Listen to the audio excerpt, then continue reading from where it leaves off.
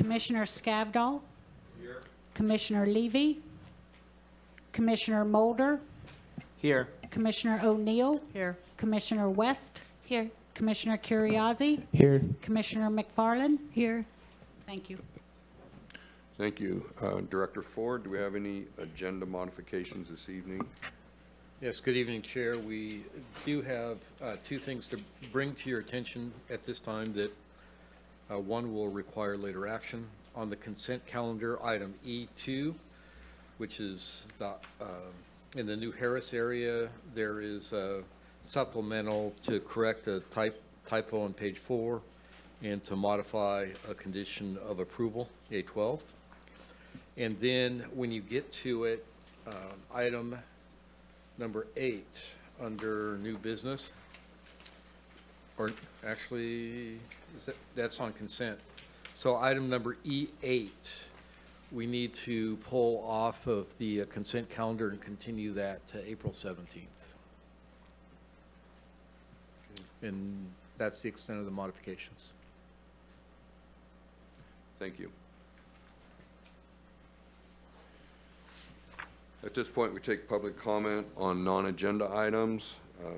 Anybody that wishes to address the commission on matters that are not on this evening's agenda but are under our purview, please do so now. You can approach the podium if you're in the room, or you can raise your hand by pressing *9 on your phone if you are on Zoom. And I'll just check around the room first. I don't see anybody approach the podium. Do we have any hands raised online? No, we do not. I do not see any. Okay. I'm going to close public comment on non-agenda items and move to the consent agenda. On the consent agenda, these are items that are generally routine that are approved by the commission on one consent vote. But if anybody would like to discuss any of these items that are on consent, commissioners, please let me know by raising your hand. Anybody in the room that would like to pull an item off of consent for a question or discussion, please raise your hand. And anybody on Zoom, please do so by, again, pressing *9. I'll read through the consent items and then check to see if anybody has any comments as we go. First item are our March 20th action summaries for the commissioners. And okay, so that'll stay on. The next 5 items I'm going to take together as they're all interrelated.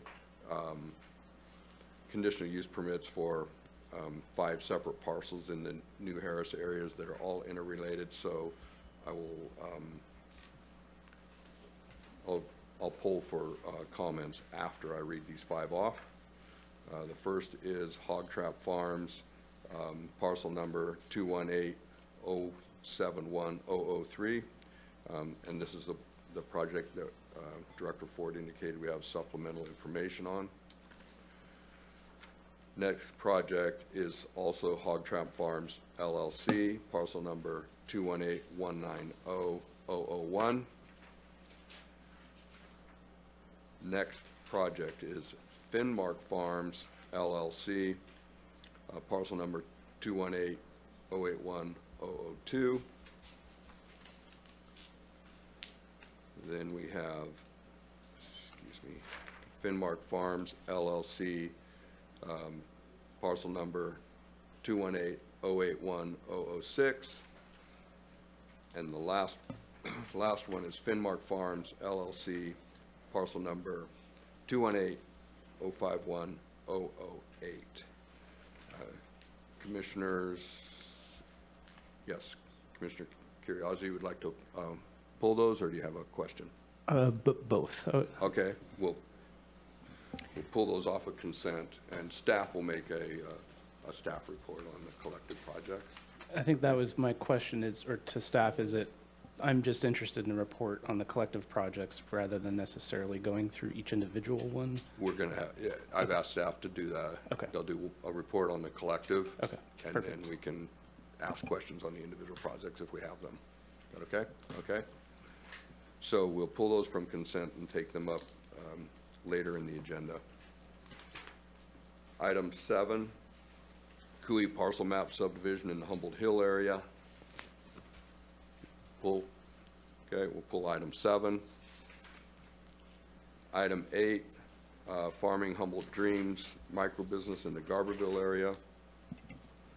That's the one we got to pull and, And continued, so we'll pull this off consent. We'll take a separate action to continue that to the 17th. Okay? And item 9, Cultural Ranch LLC, Buck Mountain Ranch zone reclassification. Commissioners, looking for hands in the room. And I do not see any hand raised online, so that will stay on consent. Item 10, California Department of Fish and Wildlife conditional use permit on the Cannibal Island Restoration Project. See a hand raised. Would you like to pull that for discussion later? Yeah, I'm new to this. I just wondered if there's going to be discussion on it, or if I could speak for a few minutes. There will be, if you would like there to be, so we will pull that off and come back to it. Okay? Thank you. Yes.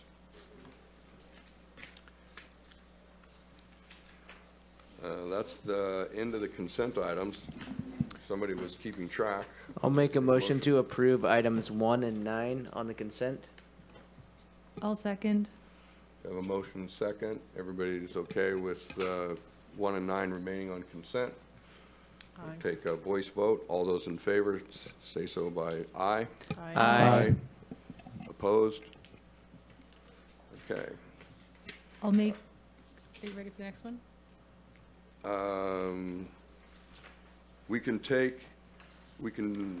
Yes, let's do the item that we're going to continue. I'll make a motion to continue item 8 until April 17th. I'll second that. We have a motion and a second. You have a public comment on this one. Oh, we do? Yep. Okay, thank you. Can we take that public comment now? or- Yes. Okay. Caller 7108. Yes. Thank you. I was calling, this was on the agenda at the last planning commission meeting, and it got bumped up to today. I'm wondering why it's getting bumped up again. There was an internal glitch, and we put it in the paper, but it was not sent to the surrounding property owners. That's why we're continuing it to the 17th. So we're going to send out legal notices to everybody within the normal mailing radius. Okay, so it's a noticing Yep. matter. Okay, hopefully it'll work out for next time. Thank you. All right, thank you. Thank you for your patience.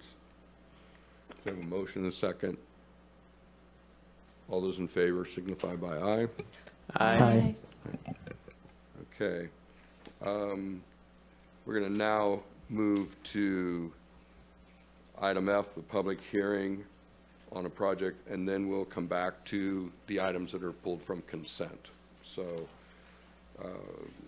we have staff report, I believe, on the Fisher parcel map subdivision.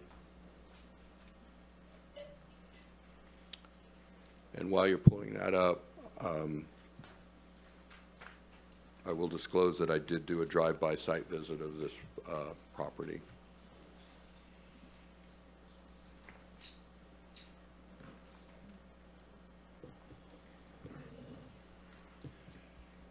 Evening, Commission. Nice to see you again. My name is Chris Low-Hefner. I'm here to present this permit application for Fisher Minor Subdivision, Coastal Development Permit and Special Permit. There we go. So this property is located in McKinleyville, a little bit north of the Mad River about 400 feet north of the School Road and Fisher Avenue intersection. The property has got a land use designation of residential estates, as do most of the surrounding properties, and a zoning of residential single family. The tentative map that was submitted with this proposal shows the parcel being about a little over an acre in size, 49,250 square feet. And per zoning, the minimum parcel size is 20,000 square feet. Parcel 1 is proposed to be 35,950 square feet, and parcel 2 at 13,300 square feet, and that the parcel 2 is under the minimum size, does indeed require the special permit for the lot size modification. And just going over the exceptions table in our zoning code, per parcel 1, lots are not able to be larger than 1.8 times the minimum lot size. So in this case, that's 36,000 square feet, and it's proposed to be at 35,950, which is in the allowable range. So it does conform with code. And for parcel 2, it's subject to the minimum standard, which is a reduction by 50%. So in this case, it's a 10,000 square foot minimum, and the proposed size is 13,300 square feet, so also in conformance with the exception table. And staff's findings in regards to the special permit are essentially that this would allow for a primary residence to be located on each of the parcels. It essentially adds a turnkey house and property to the local housing stock, which, given the housing shortages in the county, is a net benefit to this proposal. Furthermore, the findings that we went through show that it's consistent with the general plan and the county code. There are no negative impacts on the housing element, nor to sensitive resources. No risk to public health or safety, nor to properties or improvements in the vicinity. And staff is recommending project approval as conditioned. On that note, there were a couple of exception requests submitted by the applicant in regards to the public works conditions that they had on the project. There's a curb, gutter, sidewalk, and landscape stripe that is generally part of these types of developments. However, the applicant has submitted a request to remove the landscape stripe for a couple of reasons. One being the development south of the property that is slowly moving north that does not have a landscaping stripe. It's just curb, gutter, sidewalk, so it would, the removal of the landscaping stripe requirement would fit with that existing development. And the applicant also had a previous building permit for the ADU that accounted for the curb, gutter, sidewalk, but not the landscaping stripe. So it seems appropriate to not have that light landscaping stripe. And Can you move the mic so that you're speaking exactly into it? indeed. So Public Works has supported this idea to remove the landscaping stripe and has provided language in their document to reflect that, should the Planning Commission agree with that decision. The other exception request submitted by the applicant pertains to the drainage feature that has been conditioned. And I am not an engineer, and I understand that Public Works is not going to be here, so I will do my best to relay the information that they gave me about this circumstance. But the condition is to essentially install a drainage inlet on the west side of Fisher Avenue that goes underneath the road and connects with the existing drainage inlet, which would subsequently flow south along Fisher Avenue and drain down into the pastures. The applicant submitted an alternative plan to pull some of that water into his property, but Public Works does not support that decision or plan. And there are a few reasons for that. Public Works referenced the McKinleyville drainage study that was done in 1982, which specifically calls out this location. Quoting that document, flows from the north, pond up on Fisher Avenue, approximately 400 feet north of School Road, which is indeed right in front of the subject property. And what tends to happen is essentially from Wolf Avenue all the way down to the subject property, water from stormwater will drain southward and collect in front of the subject property's house. The road is crowned, so water will flow west or east, and the water flowing west will generally flow into some of the adjacent properties that front Fisher Avenue. However, over time, people have built up driveways, added landscaping and fence and other things that have effectively become little dams and prevented some of that flow from going into those properties, and subsequently continues south and ponds in front of the subject property. The applicant has suggested that there could be an alternative to the drainage inlet, namely pulling that water onto his property where it would drain sufficiently and relieve some of that ponding. However, there's not really a way of separating the water that collects on his development from the curb gutter sidewalk construct from the road drainage. And so there's the potential of there being quite a lot of water that actually drains onto the subject property. And it's Public Works' conclusion that it's really not in the best interest for the applicant nor for the neighbors to accept stormwater runoff from the public road. Further, as they quoted in their response to the exception request, the county typically requires a road system to be built to county standards, and in this case, the drainage inlet is required to capture the road drainage from the west side of Fisher Road. And so they subsequently do not support the exception request in this case. We also did receive public comment about this project.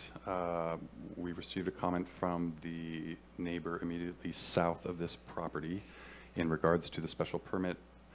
Her comments were concerned about the interpretation of the special permit guidelines and how we came to our conclusion that it would be a net benefit for the county to have additional housing, and we tried to assure her that that was a net positive. I understand that she's probably going to provide more comments and clarify that a little bit. Additionally, she did reiterate support for Public Works' condition about the drainage inlet because she was concerned about the potential of ponding on that applicant's property and then flowing south onto her property and causing potential issues for her. So with that, staff does recommend that the commission make the required findings for approval of the minor subdivision, the coastal development permit, and special permit, and to adopt the resolution approving the minor subdivision, coastal development permit, and special permit, subject to the recommended conditions of approval. And as I alluded to earlier, staff are prepared to make the change, at least if the planning commission agrees with regarding the landscaping stripe. And then we'll look forward to your decision on the other exception request. Thanks. Commissioners, before we go to the applicant and the public, do you have any questions of staff? Could you bring up the map again where the lot split is?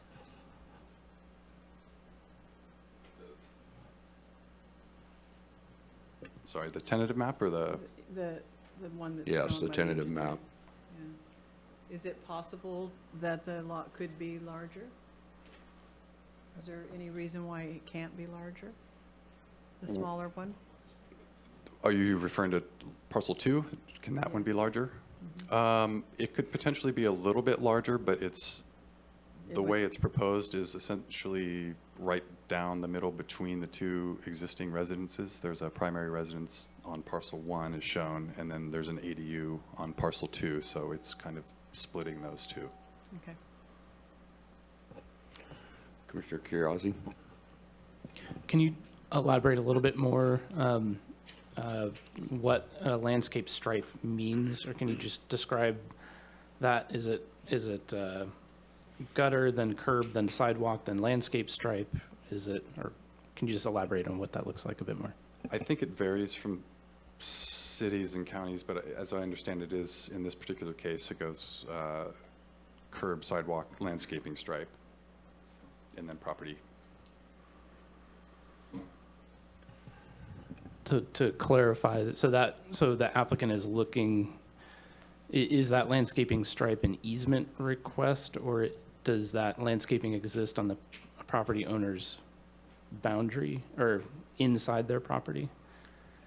It is part of the easement, however, in this particular case, he's already got a fence where that landscaping stripe would be, and that was already part of a previous permit. So it would be, that fence and the proximity of the landscaping stripe would be problematic in that sense.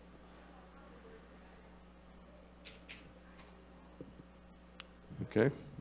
This time, if the applicant has anything to say or wants to approach the commission, you have up to 10 minutes. And after we hear from public comment, if you have anything else to add, you could come back up. Okay, thank you. Yeah, could you put up the first slide that I have?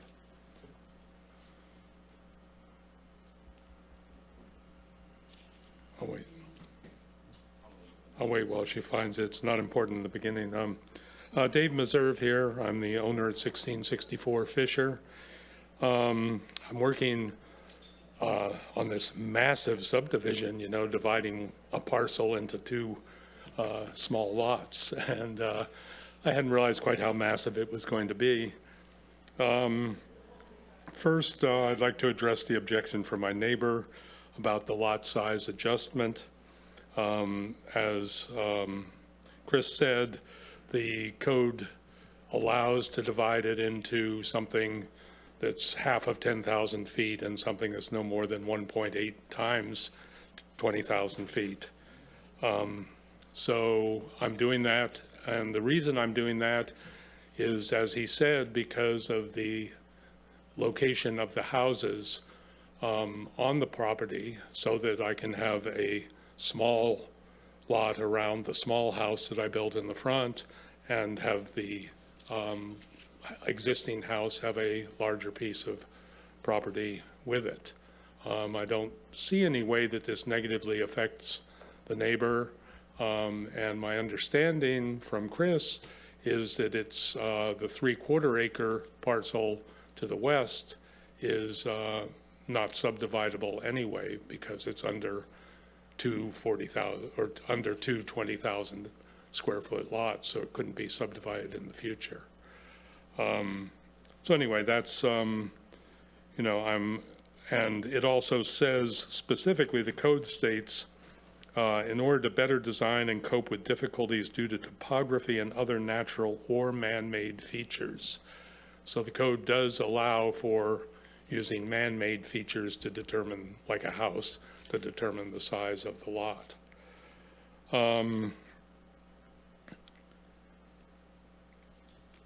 So yeah, I want to divide it into the 1/4 acre and the 3/4 acre. Regarding the landscape strip or stripe, actually, the understanding I had of it was that it was road, landscape stripe, and then sidewalk. As he said, I did get a permit to build the house, which had the fence on it. The permit was approved, and it's set up for just a sidewalk. And also, if the sidewalk were set back there, the sidewalk would jog by my neighbors to the south and would also dead end into a mailbox collection at the north end, and all the fences up the north, up on the west side of there. So I'm glad that that Public Works is willing to look at that, and then and say that it's okay not to do that. So the biggest issue for me is the Public Works requiring the 18-inch drain across Fisher Avenue from my sidewalk and gutter on the west side to the existing drain on the east side. In the road there's a sewer main, which is pretty deep. There's a water main, which is maybe 3 feet down. And then there's a gas main, which PG&E won't say how deep it is for security reasons, but everybody says it's 18 to 24 inches below the road surface. So there's really no way to fit an 18-inch drain on top of it. And also, well, I mean, without rerouting the gas line. And also, well, I'll get into it, but by my calcs, 18 inches is huge. That's a little early for that one. So my main point, I guess, is one thing, that it would be super expensive to put a drain in underneath Fisher, an 18-inch drain. And it's not my responsibility to provide drainage for all of Fisher Avenue and future developments. So this is what Public Works came up with, and they called it the ponding, and they referred to the 1992 McKinleyville drainage study and said up there that the ponding is present, specifically calls out ponding. Site visit confirmed that this ponding is present. And you can see the ponding there.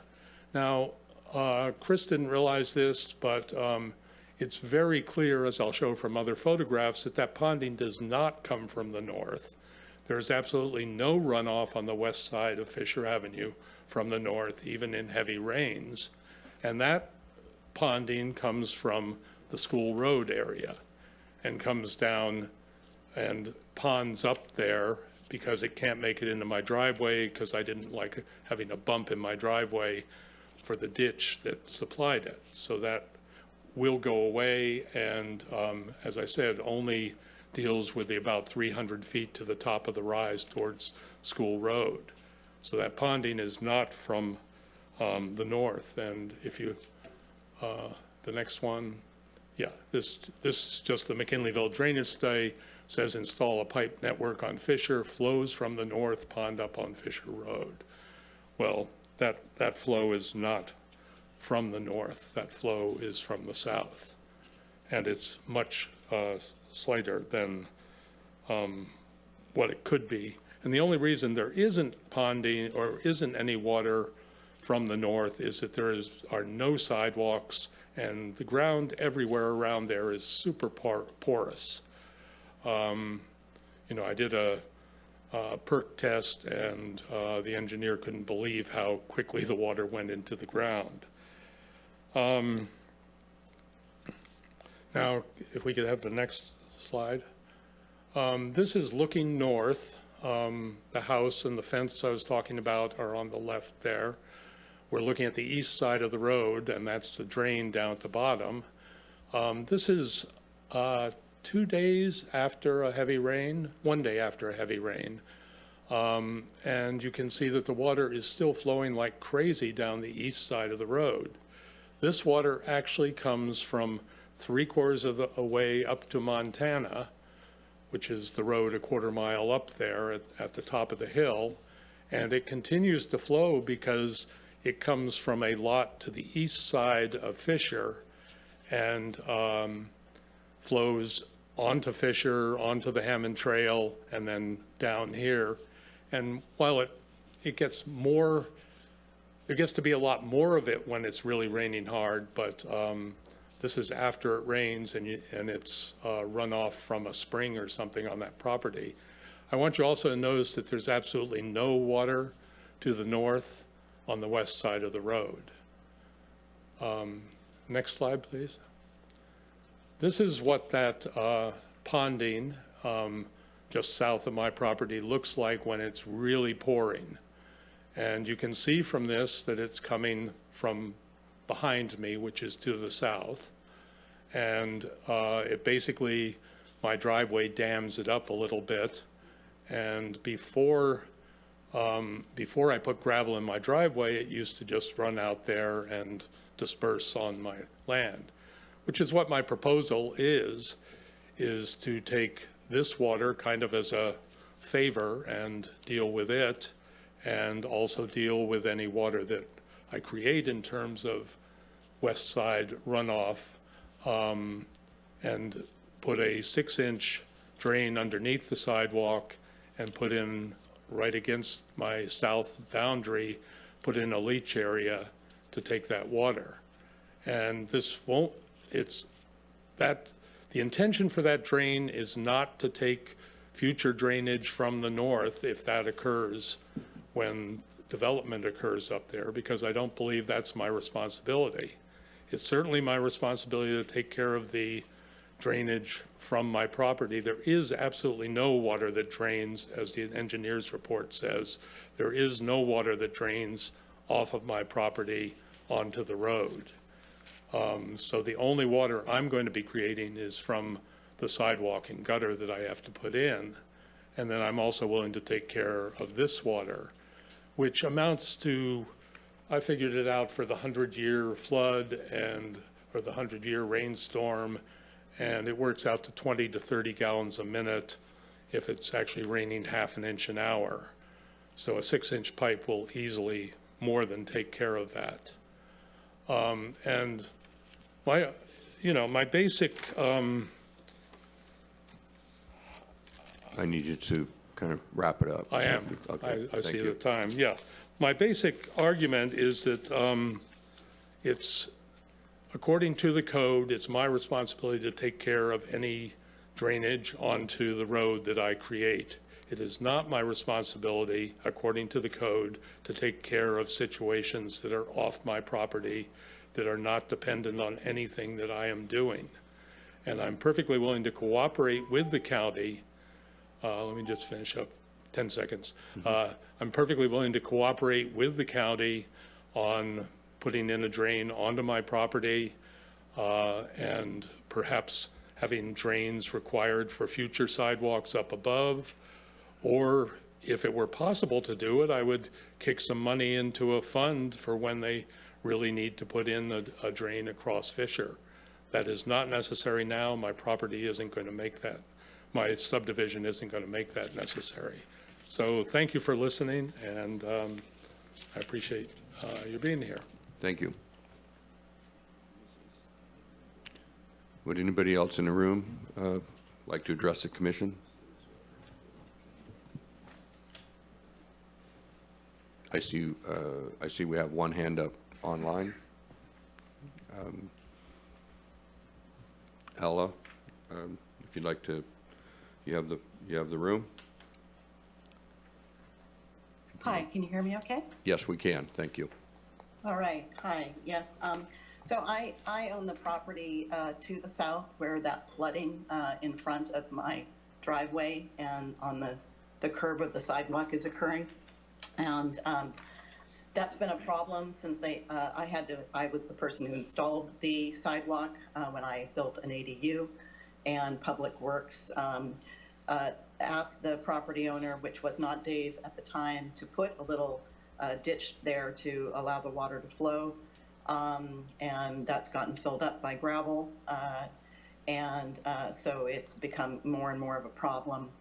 I have some concerns. I guess I would rather support Public Works, who has done the research on this and have a proper fix for the long term on our street. I plan to live here the rest of my life, and I'd really like to see that this whole drainage issue dealt with. I'm concerned that the fix that Dave Meserve is recommending may not properly solve the problem for the long term, and that I'm concerned if it needs maintenance, who's going to do that when he sells off this property, since he is a developer builder and doesn't live there and intends to move along.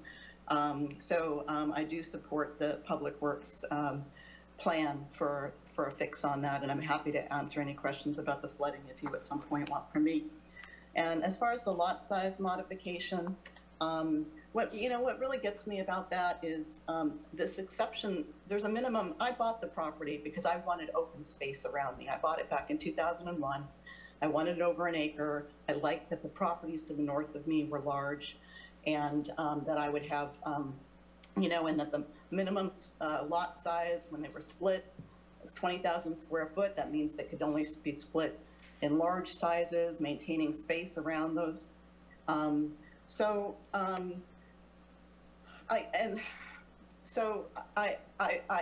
There's nothing.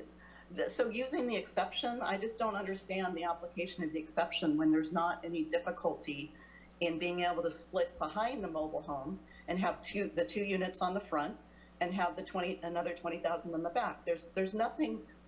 The exception to lot size section specifically says, in order to better design and cope with difficulties due to topography and other natural and man-made features. Well, I know Dave is saying that the reason is because, you know, now you want to split both of them into have two lots that have primary units. That's not going to increase housing stock because there's already 2 units there. But he purposely bought the property 2 years ago with the stated intent to us neighbors that he was going to subdivide it. And then he chose last year to build that ADU where it's located. So he created the man-made conditions to then be able to divide it off and now wants the exception. Thank to be you. able to- I think we understand your point. Thank you. Anybody else like to address the commission? I'm going to close the public hearing on this and bring it back to the commissioners.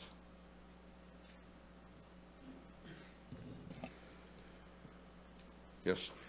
Couple questions. That was very kind of you, Chair, to allow the extra time for the public speaker as you did the applicant. I just wanted a couple questions for staff. I do believe we've had a couple of these in the McKinleyville area, but I could be having a bad memory. Do we have an idea, ballpark, of how many of these exceptions we may have done in the McKinleyville area in the past?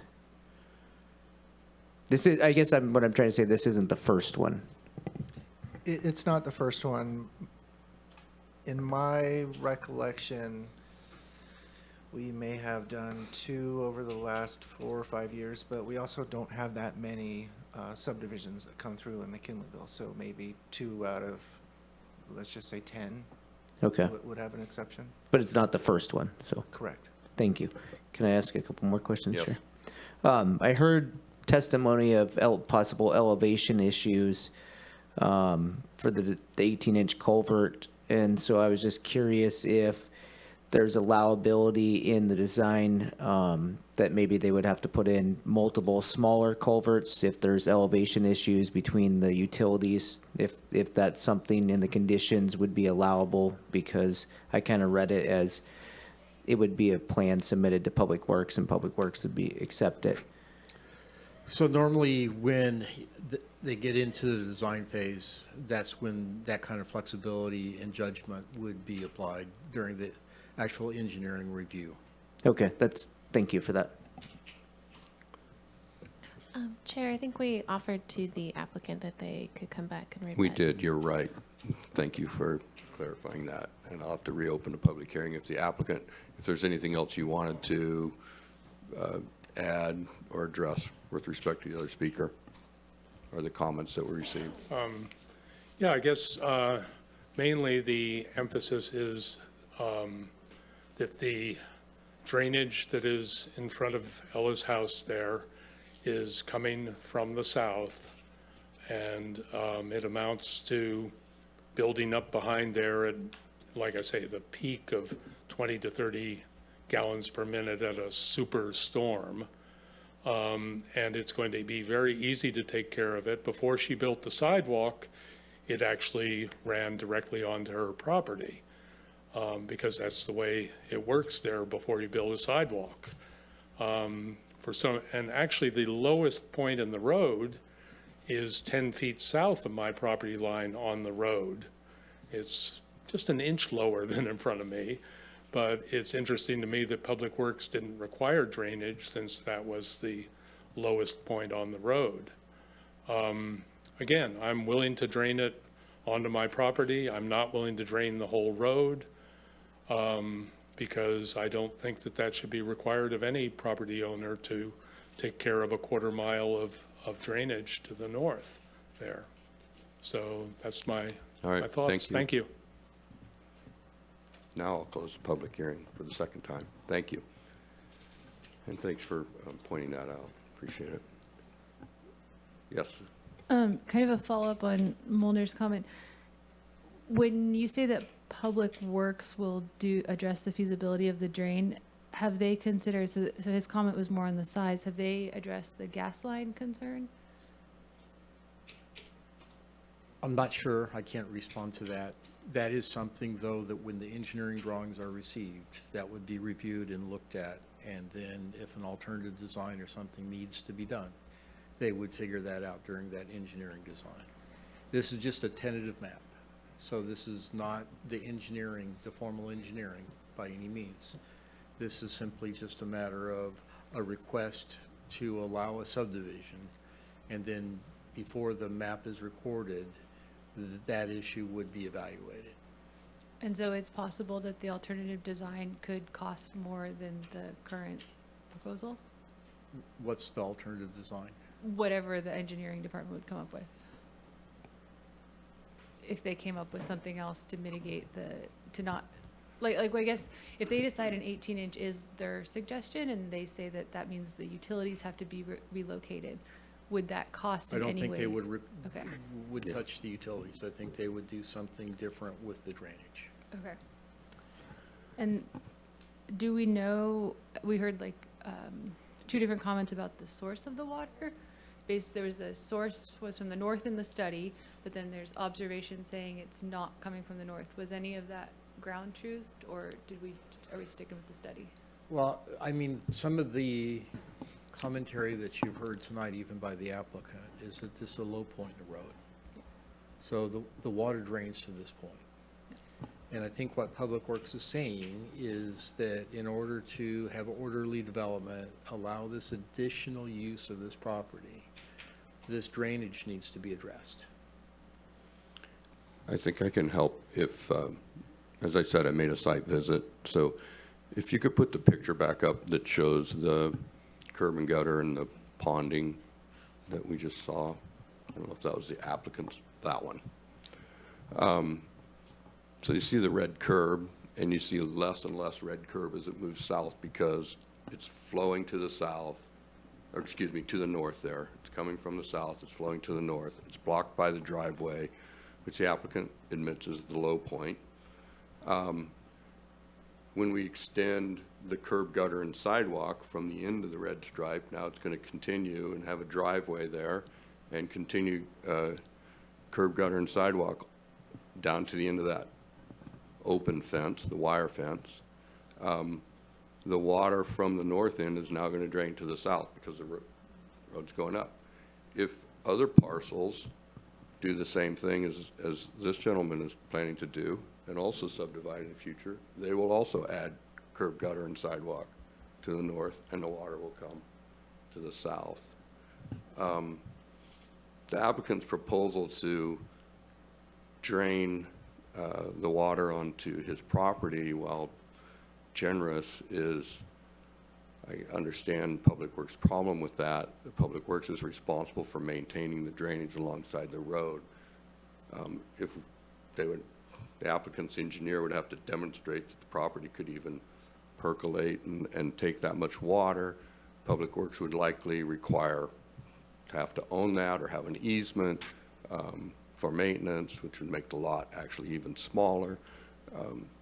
It's problematic from a lot of different perspectives. So there needs to be a drain put in there at the low point that drains the water across the road into the existing drainage system.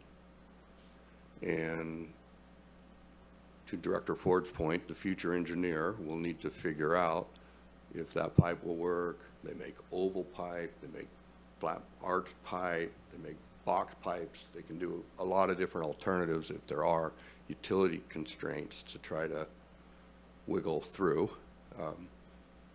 That will be the designer's challenge in the future, to work with Public Works on a solution.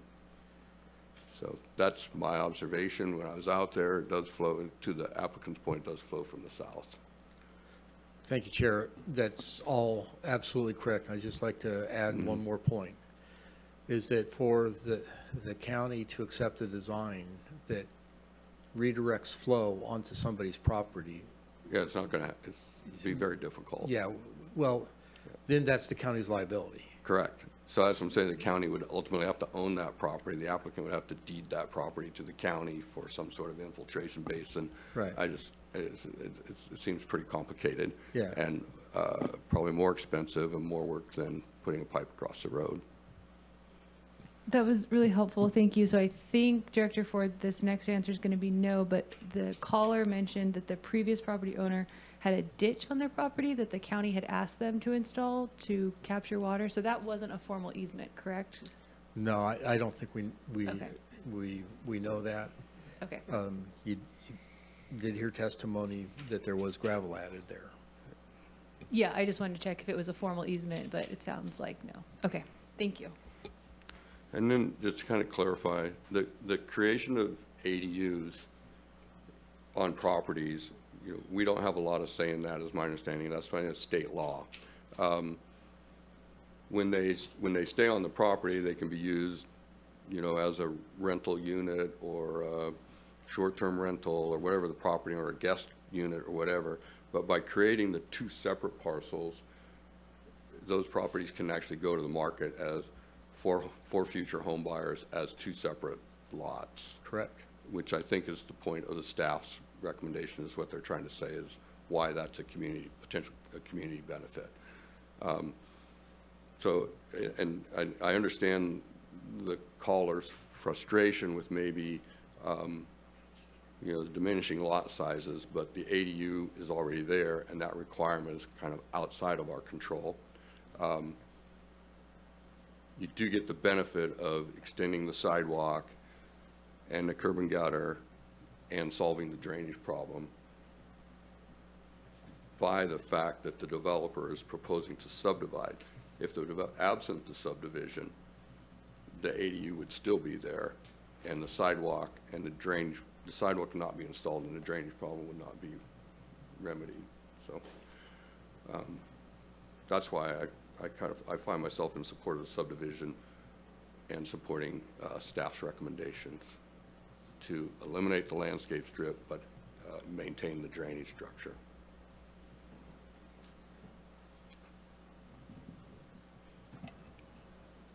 Can I make a motion? Can I ask my fellow commissioners a question? Do we have any feelings or sentiments towards fixing the drainage on one applicant versus his suggestion of creating a community fund? I'm just trying to see what people's thoughts are. My on thought either. is if the Public Works recommend it, then we should, they don't come in here very often telling us that they want us to do something, and if that's what they're recommending, then you know, they're engineers and they have a responsibility, and I think we should go along with it. I'm not questioning the need for the drain. I'm just questioning putting the payment on one applicant versus creating the fund. Like, I don't know if we've ever done something like that, or just We've kind of- never done that, and then you'd have to have, you know, a road association or something to hold that money, and it would be very complicated. You know, it's, when you subdivide things and you're gonna sell them and you're gonna make a profit, you sometimes have to absorb some of those costs. And it could get a lot more expensive than what he's being asked to do. Yes. Question to staff. In a subdivision, obviously this is a smaller subdivision, but anytime there's any drainage or improvements, that falls on the developer, usually your access points or the project. Is that correct or incorrect? That is correct. Okay, thank you. So with that, I mean, it's a burden. It's a financial burden. I do hold a Class A general engineering contractor's license, so I understand the cost. I understand materials are way up. But if that's a requirement in our county codes, so we allow for smaller lot sizes and these other things to allow this, but then if we're adding a requirement, I don't see how we can just say no. I mean, we've seen pictures of there's a drainage issue there. So I'm in support of staff's proposal with, you know, getting rid of the landscape stripe and moving forward in that way, but I don't feel I could support the applicant's idea because I mean, I don't feel that there's sufficient evidence to support that exception request. If there was a detailed engineering report and saying the partial would handle it, it would be different. But I think that's kind of where I'm leaning. So I would actually make a motion to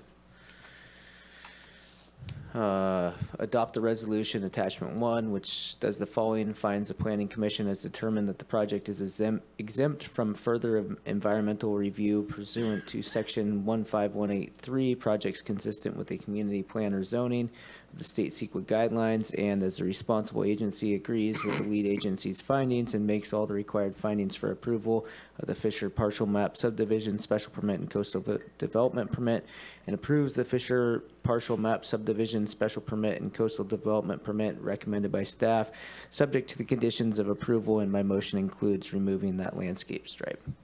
I'll second the motion, and I just want to say I appreciate the walkthrough of the drainage responsibility for the public education and also to do diligence to the applicant's comment. Other comments on the motion in a second? Yep, just a quick discussion regarding the landscaping stripe. There's a reason in general that Public Works and sidewalk design recommends that. It can help with starting to move from just accommodating people that have to walk to accommodating people that would like to walk or want to walk. It just creates a better, more enjoyable environment. So hearing that the fence line was permitted during house construction, I would request county staff to just, when they're permitting fence lines right on the property line, to consider those potential future improvements on the frontage and allow for that space. That's a good point. I would note that there is a landscaping strip on the other side of the road, so it does help a little bit. It's not hemmed in totally, but to your point, good point. Yes. Commissioner West. Just clarification on the motion. You're proposing to accept Public Works staff recommendation with the removal of the strip, but not accepting the applicant's proposal regarding. Correct, 100%. I just have a question. I don't think you always have to get a permit when you do a fence unless it's a certain height. Is that correct? So That is correct. Okay. That's a great point. In this case, it sounds like it was involved in a permit, but that's an excellent point. Okay. We have a motion and a second. Could we have a roll call vote, please? Commissioner McFarland, Aye. Commissioner West, Aye. Commissioner Curriasi, Aye. Commissioner O'Neill, Yes. Commissioner Scavdall, Yes. Commissioner Mulder. Yes. Motion carries. Thank you. Chair, could my nose has started running. Well, I was going to ask if we Okay. could, you can see I'm coughing, so staff, if you could maybe tee up the consent, items pulled from consent while we take a break, and we'll be back at 7 o'clock. Okay. Thank you.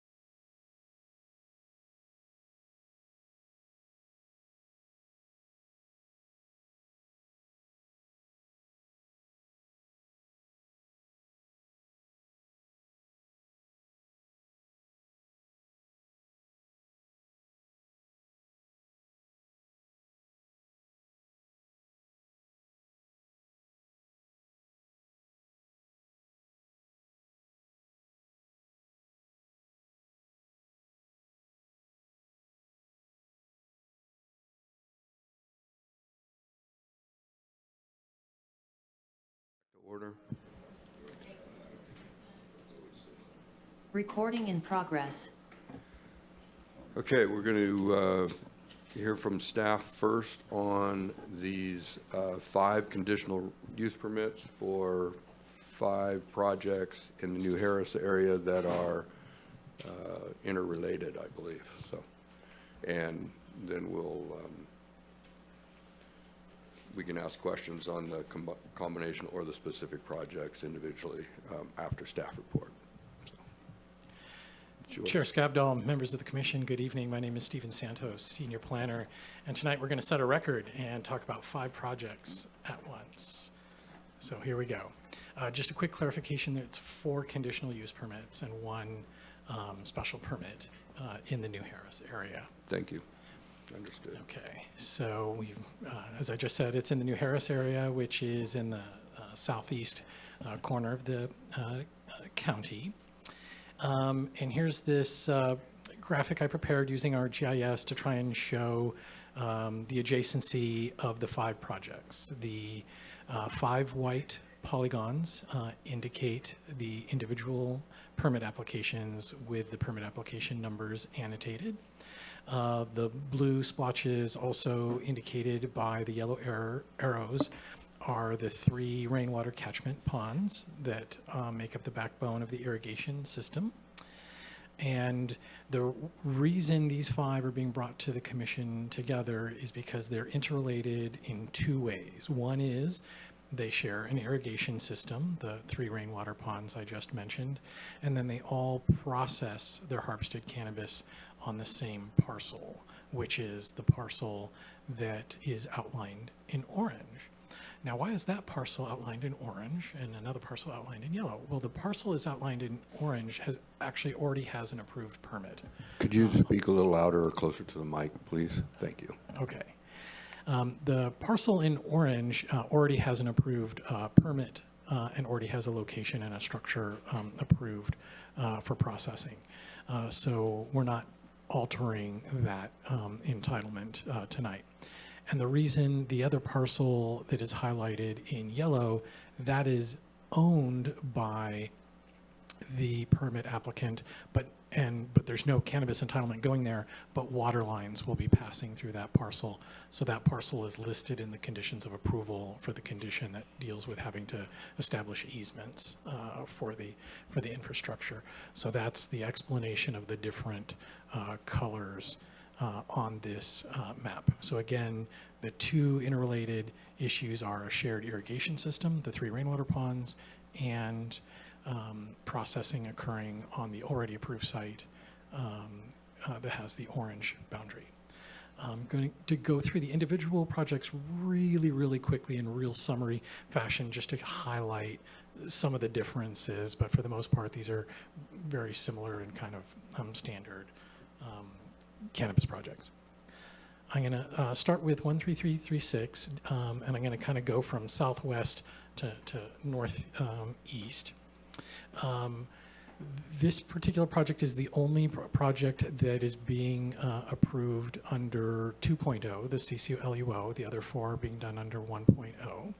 The reason this one is being done under 2.0 is because the applicant requested to convert an existing outdoor area to mixed light, and we would consider that new cultivation, even though it's going in a spot that's already disturbed and already being used for cultivation. And the only way to do that was through 2.0. So this is the one project that's a CCLUO project.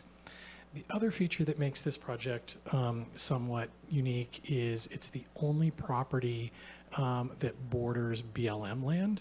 So this is the only one out of the 5 that we referred to BLM, and we did get a BLM response on this one, expressing some concerns about northern spotted owl habitat. We received some additional, in response to that, the applicant provided additional evidence provided by a registered professional forester. The cultivation areas, the closest cultivation areas are at least 900 feet from BLM, so well beyond the 600-foot minimum. And because they're all occurring in areas already disturbed that had already been used by cannabis, there was no northern spotted owl habitat that was being implicated or impacted by the proposal. And so even if we had referred the other projects to BLM, I think it's safe to assume that we would have gotten a similar letter from BLM and would have been able to make the same findings as we did on this one, since this one is the closest. So really quick, that's the entitlement in terms of cultivation, no separate nursery, processing next door, and PG&E power will be required to be through a renewable energy program, which, as you know, is a 2.0 requirement. Okay, this next project, 13337. Real quick, here's the summary. Very similar, no separate nursery, same rainwater catchment system, processing next door to the south. PG&E power, no generators. For these remaining 4 projects, staff is recommending as part of this presentation that the commission add an additional condition of approval that isn't in your original packet to be consistent with the supplemental that you received for the project that I just covered, 1336. So this additional condition of approval mirrors the exact language that we provided in the supplemental.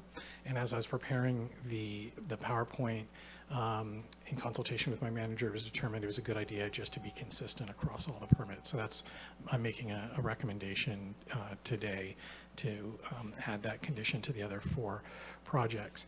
So there might be a question already brewing in your minds of like, wait, Stephen, how can you condition a project that's already been approved when it comes to processing? And we're not doing that. We're conditioning the permits that are up for decision tonight. And the structure of that condition is processing cannot occur on that adjacent parcel until the conditions that were already adopted for that parcel have been satisfied. And those conditions are A7 and A9 and just relate to permitting of the structure and making sure that there's appropriate wastewater facilities. Okay, next project is 13367. Very similar profile, outdoor cultivation, no separate nursery, rainwater, et cetera, et cetera. This particular project, the operations plan called out using generators for power. So this project has the standard condition to require transition to renewables by January 1st. And again, adding the condition of approval to be consistent. The next project is 13365. What I'd like to do at this point is acknowledge and apologize that there is an error in attachment 2, the location map, and that is because that location map was created when the application was first provided, and had a different APN and a different configuration.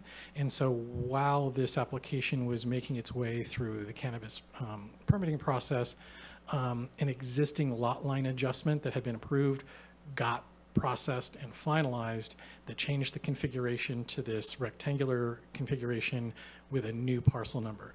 So the parcel number that's in the staff report, that's in the notice, that's in the resolution is the correct parcel number, that is the correct configuration. It's just that location map and attachment 2 is outdated. Quick project profile, all existing cultivation. This particular project does have a separate ancillary nursery within the 10% threshold, and then everything else is very similar to the other projects. PG&E power, no generators, and processing on parcel 3. And again, the recommendation to add the same condition of approval to this one as well. And then finally, project 13374. This one is also has its own separate ancillary nursery, again, at that 10% threshold, and then everything else pretty much looking like the other permits. Okay, and again, the recommended condition of approval. No written public comment was received on this constellation of projects. Therefore, I'm going to try and roll in all the individual recommendations into this one slide, that the Planning Commission consider the MND adopted for the CMMLUO and the addendums for the 4 projects that are under 1.0. Consider the final environmental impact report adopted for the CCLUO for the 1 project that is 2.0. Make the required findings for approval per Humboldt County Code, and adopt the 5 resolutions approving the hog trap farms and Finmark farms conditional use permits and special permit, subject to the conditions of approval, including the conditions that I've recommended tonight in the staff PowerPoint. And that concludes my presentation, and the applicant's agent is present here tonight. Okay, thank you. Before we go to public comment, commissioners, do you have any questions of staff on the report we just heard? And Sarah? Please. So you're suggesting when it's time to make a motion for all 5 at once, correct? I will defer to my director on what the proper ceremony is. In this particular case, you can. If you want to address them individually, you can. But obviously, we put them on consent, believing that they were essentially there. And so if you want to make a motion to follow the staff's recommendation with modified conditions for all 5 projects, that would be fine. So on the ones that have the generator, they would also have the option of extending PG&E if they wanted to, rather than do the renewable? Or is that not an option? I don't know what the PG&E availability is out there, but certainly if I received documentation that they've served the parcel with PG&E and we're using PG&E for power, I would sign off on that condition. So that doesn't have to be added, that would just be a given that if PG&E, if they wanted to extend it, they could? Because it seems like it's already on some of the parcels, right? Yeah, the substance of the condition is to get off the generator. Right, And so if they get off the generator to an acceptable source of power, such as PG&E, we would sign off on that condition. Commissioner Curriasi? Thank you for that presentation. And I'm pretty sure you said this, but I just want to double check on the project that is under 2.0, 13336, the new mixed light, the location of that is on an existing site that had cultivation prior to 2016. It wasn't just a cleared location. Through the chair, that is absolutely correct. It was used for outdoor cultivation with an interim permit through last year. And just one more question. Can you confirm for me the total water storage available on all of these sites exceeds, just tell me that it exceeds the total irrigation requirement on all of these sites? Confirmed. Thank you. Okay, seeing no more questions for commissioners, I'll open the public hearing, and if the applicant is here or their agent is here, please either approach the podium or raise your hand if you'd like to speak.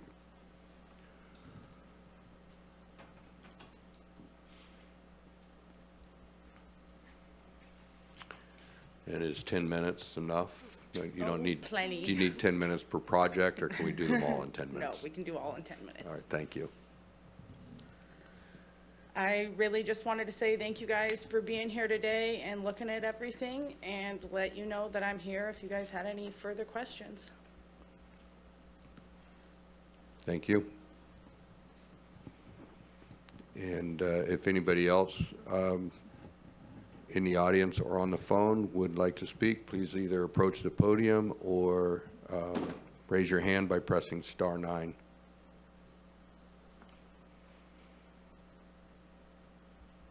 I don't see any other speakers in the room, and I don't see any hand raised online. So I am going to close the public hearing. I assume the applicant has no rebuttal to the no comments that we've received. Back to the commission. Yes. Through the chair, I just have one catch on in the draft resolution for 13336. In finding 4, it's just in evidence C, you're listing the wrong square footage. You're listing the square footage from the other hog farms property. So maybe, given the complexity of this, maybe just kind of going through one more time and making sure that, I'm sure there was some copying and pasting, but then you also had to correct things for each individual project. So just recommending that maybe do one more pass. Through the chair, just to clarify, that's finding number 4.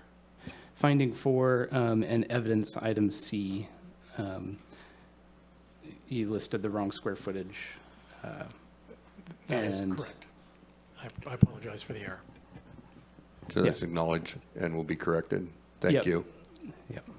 Yeah, and just maybe go through one more time. I think, I imagine this was complex, so I appreciate all of the work going through and doing all 5 of these projects.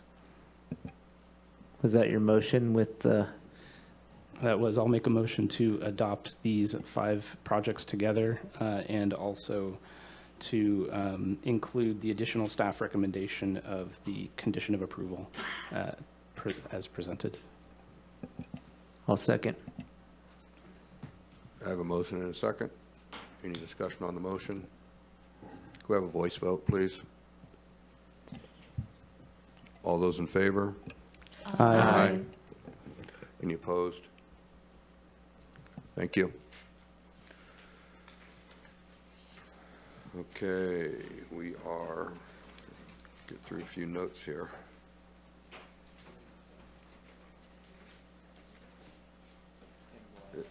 It was, first it was 7. Remaining are 7 and, was it 10? Yes. Yep, so, Commissioner Curiosi, you pulled item 7. Would you like a staff report or to waive the reading of the staff report? It's up to you. I think my reason for pulling this item is really around the request for exception to the installing curb, gutter, and sidewalk. And so I'm happy to go through my argument and comments, or I can. Is staff, do you have a report and are there photographs there? Let's have the staff report so we can then be on the same sheet of music. Thank you.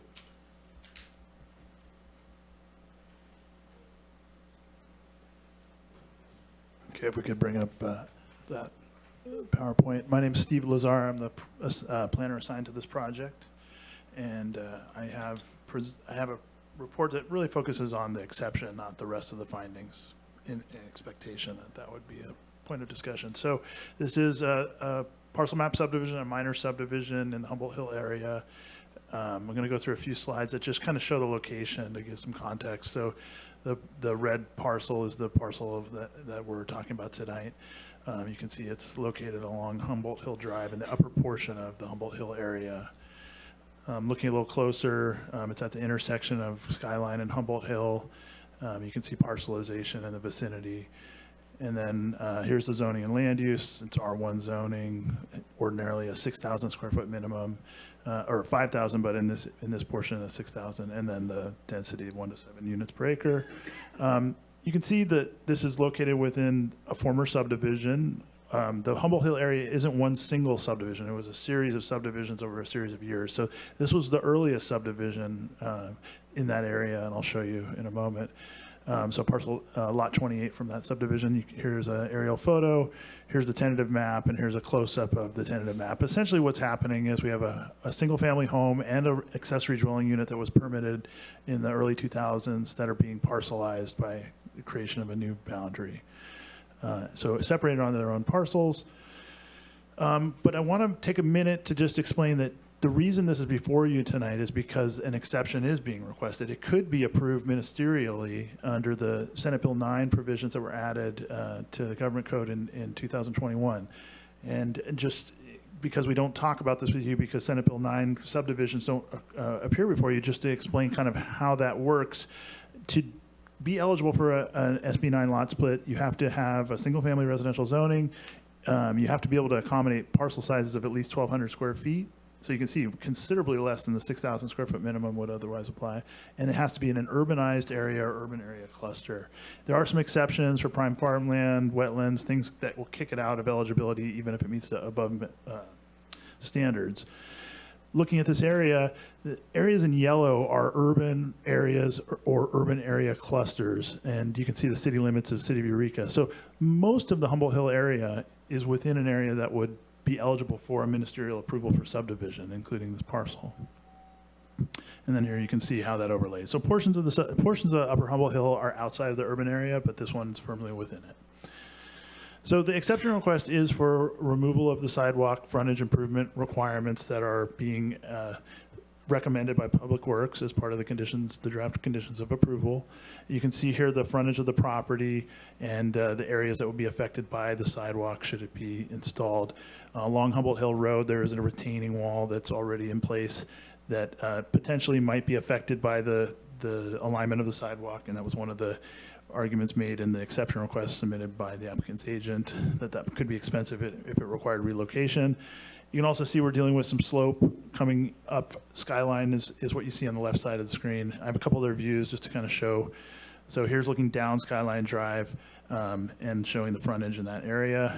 And you can see across the street, across Humboldt Hill, there is sidewalk in the vicinity, but it's on the opposite side of Humboldt Hill. And then here, once again, this is looking down Humboldt Hill Road and showing the sidewalks or the area where the sidewalk would be installed should it be required. So looking at this area a little closer, you can see the edges of the Country Club Estates subdivision there where the parcel's located. And then looking at the vicinity of it, so once again, up towards the top of the screen, you can see the parcel. What I've done is I've outlined the areas where sidewalk exists at this time, and this was an exhibit in the staff report. The green is to show a feature that they're calling kind of a multi-use pathway. It's not a formal grade difference. It doesn't have a curb. It's more of a extension of the shoulder of the right-of-way, but it is identified in transportation planning documents as a pathway, and I can speak personally that it is used by people in the subdivision.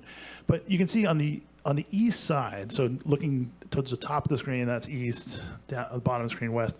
No parcels on the east side currently have sidewalks in the interior of the subdivision, whereas on the west side, they do. And the reason for that is essentially that you can see in the colorization of these, those are all different subdivisions that were occurred at different times. The subdivision where the parcel's located was approved in 1952. The next subdivision occurred in 1953, 57, 59, 63, and then later 83 and 94. So it's not a coincidence that the later subdivisions included improvements as part of the build-out. It's just a matter of the timing of these earlier subdivisions in the Humboldt Hill area. So looking at, the sort of consequence of the lack of sidewalks in the vicinity, the reason for staff's recommendation in the report and in supporting the exception request was that it was unlikely that we would see a network of sidewalks given the magnitude of the deficit. It's an area that's really completely devoid of sidewalks, but for the limited ones that occur on Humboldt Hill Road. And, it's about 309 parcels in total that are currently in that camp. And of those, this is where we should clarify. I think in the staff report, we made it seem like subdivision was unlikely, but having looked closer at SB 9, we can see that, and part of the reason why we said it was unlikely is because there's the Little Salmon Fault runs through this subdivision and would ordinarily, prior to these changes in state law, require a fault evaluation report for any subdivision, which is a pretty cost prohibitive requirement. Now, looking closer at the language of the law, it's pretty clear that as long as the future development is subject to seismic safety requirements that are already built into the building code, that a subdivision can occur under those urban lot split provisions. So actually, there could be a lot of subdivisions in this area, but they would have to comply with the standard requirements that would be improvements along the frontage. And I think that's where we should focus at this point. So you can see here, most of these parcels are eligible for re-subdivision. Whether that would actually occur is still speculative. And so I guess what I wanted to focus on before I move on to the next slide is that the frontage improvement requirements that are being suggested by Public Works would be standard for any urbanized area. Their position is always the same. They try to be consistent about requiring sidewalks wherever the conditions are met to be an urbanized environment, which for them is anything that has parcel sizes under an acre.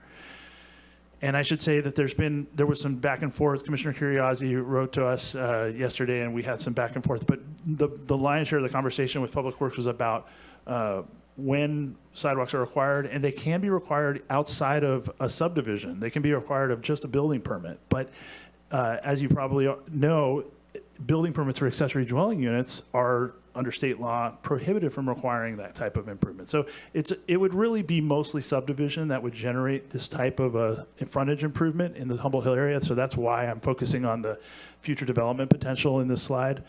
But Public Works is essentially holding the line. They've been consistent historically to say that we recommend sidewalks wherever it's an urbanized environment, even if it's just going to be the one sidewalk, because the belief is incrementally it will provide for a potential build out, even if it takes years. And every sidewalk is reducing the overall burden on the taxpayer should that ever be tackled with a larger fund. So we looked at it and we thought that the exception request findings could be made. I'm going to move through this slide. It's similar to the project you saw earlier tonight. This is in an area where under CEQA, if you have an EIR that covers the area, you don't have to do subsequent environmental review. So the findings for exceptions that there are listed in the staff report, that there has to be special circumstances or conditions, that the exception is necessary for the preservation and enjoyment of a substantial property right, and that granting it will not be detrimental or to the public or injurious to other property owners in the area. So, we believe that the evidence is outlined in the staff report and resolution is there, mostly that there's really no sidewalks at all in this location, and the likelihood that they would come incrementally seems slim. It's not so that Public Works does not support that because it's not consistent with their approach of just uniformly requiring it of all development when meeting those tests.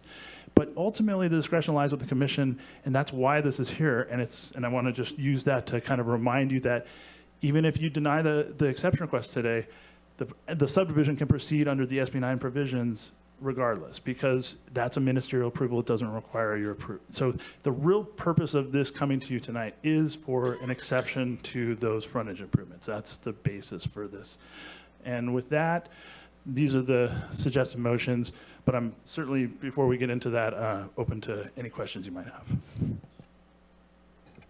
Do you have an opinion on, you're adding hardscape in gutters and all that, if it could create even a drainage issue, because what we saw earlier, when you have permeable surface, your drainage may not be as great. If you just put one house with sidewalks, where's the water going to go? You might create a bigger problem. And what we're not recommending is that the commission deviate from standard conditions that always require the developer to address localized drainage concerns. Those are in there and they're completely intact. And Public Works, as I think the director mentioned earlier, in the post-tentative map approval stage, always has a back and forth with the developer on hammering out those details. So really the only thing that would be on the table tonight would be to remove the installation of sidewalks within the right-of-way frontage. But dealing with drainage issues locally, one of the things that I think is pointed out in the staff report, Public Works still, even if the commission chooses to waive the sidewalk requirements, wants to make sure that the developer and subsequent owners maintain the frontage along Humboldt Hill so that it doesn't interfere with drainage and it doesn't interfere with passing of people because of that green stripe that you saw. That's still a walkway for people, even if it doesn't have a sidewalk. So does that answer your question? Not really. Maybe you understand what I'm saying. If you only put in a small stretch of sidewalk and gutters, you're creating water that's going to flow on a hard surface to the next neighbor and not be permeable on your property. So unless you have a complete, sidewalk all the way down the road with drains and, it's all designed to work properly, you might be creating even more of a problem for your neighbor because it's not going to drain into your soil, it's going to pass down to the next person. I see your point, and maybe the director wants. Yeah. So that is something that does get looked at as part of any improvement plan. You may require or recall that we worked on a subdivision in McKinleyville, and part of the concern there was that that whole street up until that point had curb gutter and sidewalk and the curb gutter and sidewalk was not across the frontage of that particular parcel. And so the water ran down that gutter and then emptied onto that parcel. And the concern is that as the water passed that site, that what it's really doing is now conveying it to the next parcel down. Right. And that was developed, and that may create a flooding problem for the house that was there. That's what I mean, I love sidewalks because I'm like to walk and not fall down, but if you only had one little stretch of it, I think it could create a problem unless that's really been looked at. Well, I would say in this particular case, that there's not that much sidewalk, much additional impervious surface here to really create a significant difference in terms of runoff. The water that's coming down the hill is already coming down the hill, so it won't change that. I should also disclose that I did a drive-by of this project as well. Any other questions of commissioners, staff? If not, we'll open a public hearing, at which point the applicant, if they're here, or can approach the podium. If you have, applicant, if you'd like to speak and address the commission, you're welcome to.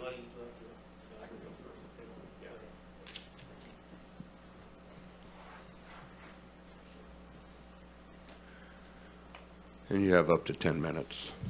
Okay, yeah, I'm the applicant's agent, Michael Pulley. I'm the surveyor with Points West that prepared the tentative map. So thank you, Commission, for your time tonight. I don't know if you can bring back up the tentative map for me, but while you're bringing that up, I want to say a lot of thanks to Steve Lazar for the analysis that he gave you on the sidewalks out here. In the exception request I wrote you, I kind of detailed the same thing. It's like we've got just a couple patches of sidewalk, most of them on the western side, which if there was going to be a cohesive walking path, it would make more sense for the improvements to be on that side of the road than to require this. One of the reasons I wanted you to look at the tentative map is there is already concrete curb and gutter along the frontage of Humboldt Hill, and you can see that it wraps around onto the Skyline Drive. There's 2 drain inlets in that area already, so to your concerns, Commissioner O'Neill, there's not going to be really any, I mean, the drainage impacts would be taken care of already by the concrete curb and gutter. Unfortunately, construction of the sidewalk would require removing or altering those drain inlets, as well as the concrete retaining wall kind of, you know, at the south end comes into what would be the right-of-way where the sidewalk would be constructed. So that would have to be, you know, demoed or altered in some way to create sidewalk in that area. And the other along Skyline Drive, where the frontage along Skyline Drive is, that there's no sidewalks at all on Skyline Drive for its entire length. Any sidewalk that would be constructed there would be about a 12 to 15% grade, so it would be rather useless in my mind, and would take away from some off-street parking possibility there that currently exists.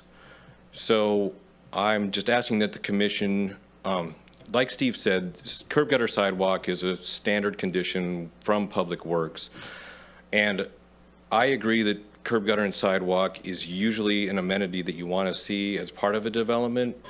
I have plenty of projects where we would not argue against curb gutter sidewalk. I survey and design plenty of curb gutter sidewalk, but in this particular instance, I think it's pretty clear that the requirement for curb gutter sidewalk really doesn't make sense in this area and would make the development of this parcel much more costly, perhaps prohibitive for what he's going to get out of it. And again, like you saw previously with that other subdivision, we're basically, you know, creating 2 standalone parcels that can be sold and increasing that housing stock yet again. So thanks again for your time. Just a question. Yeah. On Skyline, you mentioned how steep, it's steep, the street itself, and then aren't the homes up, or is that property above the road? Yes, yes. And are there large trees growing in there, that section, or is that, it looked like it was pretty heavily landscaped, but they're not trees, it's large, like shrub vegetation. Okay. Yeah. Okay. And it does go pretty steep up there to the property itself on the edge of Skyline. So that's where I pulled some slopes just to see what even a potential sidewalk would look like in there and came up with that 12 to 15%. Thank you.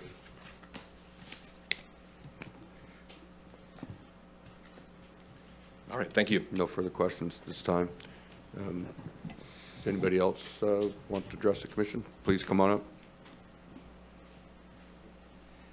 I'm John Coy, property owner.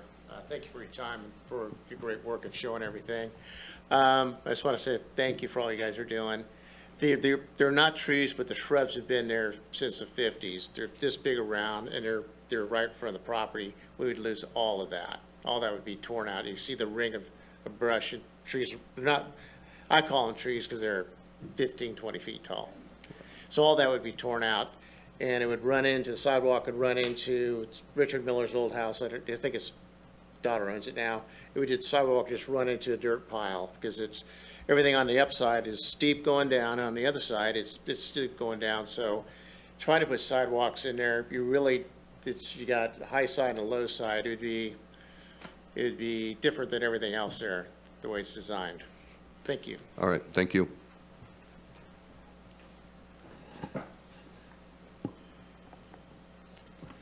I don't see any other commenters in the room, and I don't see any hands up online.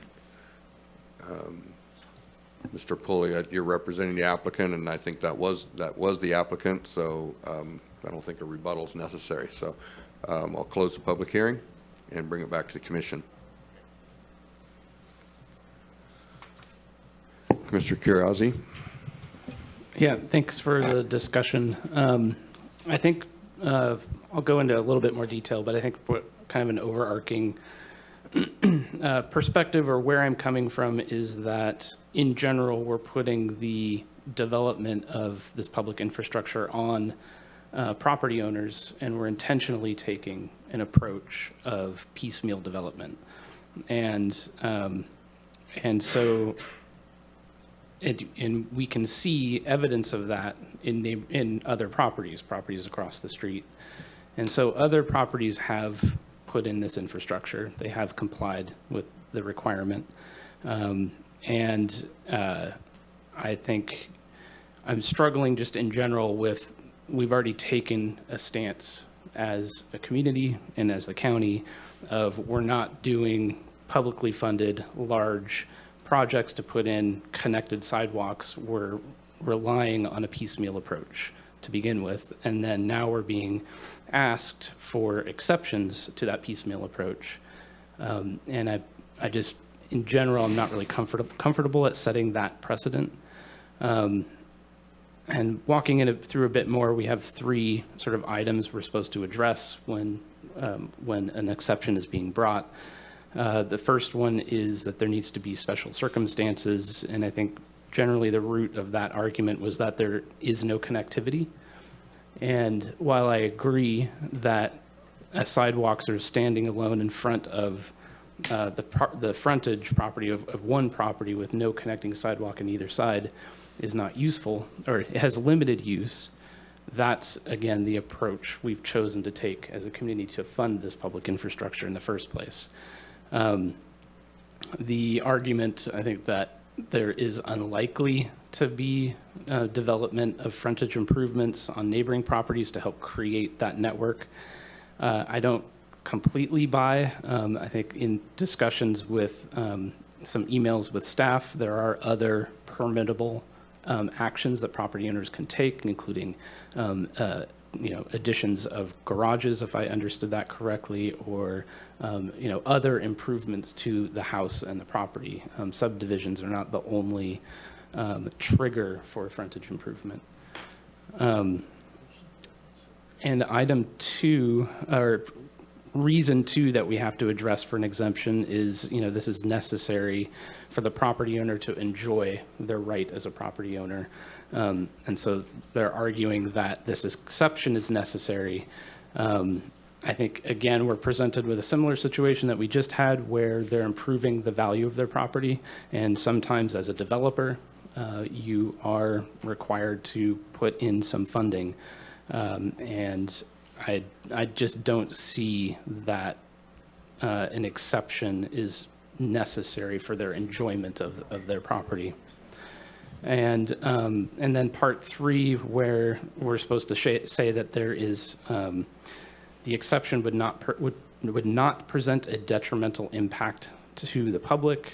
I think our whole reason for putting in this public infrastructure is for safety and public welfare.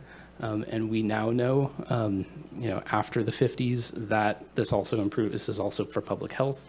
And so again, while I agree that a small stretch of sidewalk may make that a difficult argument, or I'll just repeat for a third time or fourth time, that we're choosing to take that approach from the outset for developing public property. So I guess I just don't really agree with the arguments that staff was made, nor for the representative for the applicant.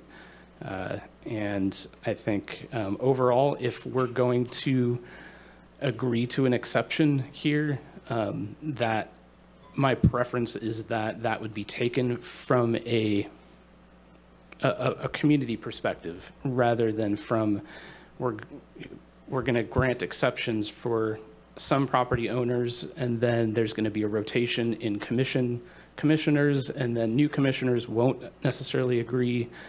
I think if we're going to argue that a sidewalk should only be on the west side, let's do that from a community perspective, and sort of create an expectation or an understanding for property owners down the road, like we're going to develop this property in this particular way. It just, addressing it through this piecemeal approach just doesn't quite make sense to me. The exceptions through a piecemeal approach. And then my last comment is, I would say all of that really applies to Humboldt Hill Road. I think for Skyline Road, I agree the road was never constructed to allow walking in the first place. That's a tougher road to think about. And so, again, I would be more open to waiving the exception for Skyline. However, I think it would also benefit that in general, can we say, or can the county say, Skyline will not be under that particular requirement from Public Works should permits, or subdivisions be requested in the future. Thank you. Any other comments? Commissioner Muldaur? So I have a little bit different approach looking at this. I feel that we're trying to provide affordable housing, and by affordable housing, we have development standards that we can make exceptions from. I heard testimony that it would drive up the cost. There was a retaining wall, and also there's elevation issues that would drive the costs up. So in my mind, I read through that, and then also hearing the testimony tonight, I'm like, okay, well, that makes exception requests. It makes sense to, okay, now we can have affordable housing. Some people, we've heard testimony of complaints about ADUs, but also I look at that as possible affordable housing. There's a smaller house, smaller square footage, so the likelihood of that house being sold or that lot being sold for a lower price is a lot higher. So I'm comfortable with allowing this exception request because I feel it goes towards our general plan and our goals to have affordable housing. And I also hear that walkability and stuff like that, there's been many a times up here where we've approved, and there's been many a times when we've also required, most notably in the McKinleyville area, where you look at, there's sidewalks in some areas and no sidewalks in other areas. So, I mean, you could probably talk about this for days, but in this particular instance, I'm supportive of staff's recommendation. I have something to say. The Almquist-Priolet fault causes a lot of shifting in the ground also, and if you start putting in sidewalks in that kind of area, you could, especially if you're going to go several years in between this piece is done and this one's done 5, 10, you know, you could have a lot of uplifting of concrete, which could be even worse than walking on, you know, down the side of the road, because I like to trip and fall. I do that quite a bit. And I would say, because of that, I'd be hesitant to put sidewalks in, because they could end up being a trip and fall kind of situation as they shift, whereas your ground is not going to be a biggest problem. So that's just, I'm a little familiar with that earthquake fault because I've done some studies in that area. Thank you. Commissioner McFarland? I just want to point out that on a previous project we heard tonight, we talked about that development often comes with an associated cost, right? And that is putting in this public infrastructure. And so I just want to caution us on taking one stance on something and then taking a completely different stance on a permit right after. I mean, generally, as these projects have come to us previously, since I've been on the commission, we have supported the addition of sidewalks for the community benefit. And so I'm definitely open to looking at, you know, the site-specific necessity. And if the site-specific, you know, conditions require a community approach, like was suggested, then I think that makes a lot of sense. Like, for example, if all of Skyline is not going to see sidewalks, then this shouldn't be coming up again. So I do think a consistent approach from the commission is needed. Good. And as I did indicate, I did drive by this, and I did drive through the Skyline neighborhood, and some neighborhoods are conducive to sidewalks, some just aren't. I think that this kind of rural residential neighborhood that Skyline represents, it would be difficult to have sidewalks in there, and I think it actually, you know, it's narrow, it's deep, it's up and down, and the houses are set back. It's actually kind of sometimes nicer to see some of these neighborhoods without so much hardscape and infrastructure, but that was just my observation when I was out there. On the Humboldt Hill Road area, also there's a sidewalk across the street, and there really isn't a sidewalk on this side, although down the hill a ways, there's what I would call a widened paved shoulder, if you will, demarcation. So it's also a steep section of Humboldt Hill, so I don't know that there's a lot of sidewalk traffic there in that area. There's probably some, or bicycle traffic, whatever, but I didn't see any when I was out there. So I personally can also support staff's recommendation in this case. Yes, Commissioner West. So I'm hearing from Commissioner McFarland and Commissioner Curriasi, like a need for sort of a cohesive idea of what the community is going to look like in terms of sidewalks.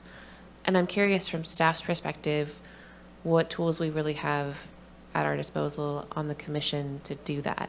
Because I agree with that theory, but I don't know how much that we can really apply that in this decision. Like a long-term plan? Yeah, it is a matter of developing some kind of plan for the neighborhood, and you can't really do that from a proposal that's right in front of you.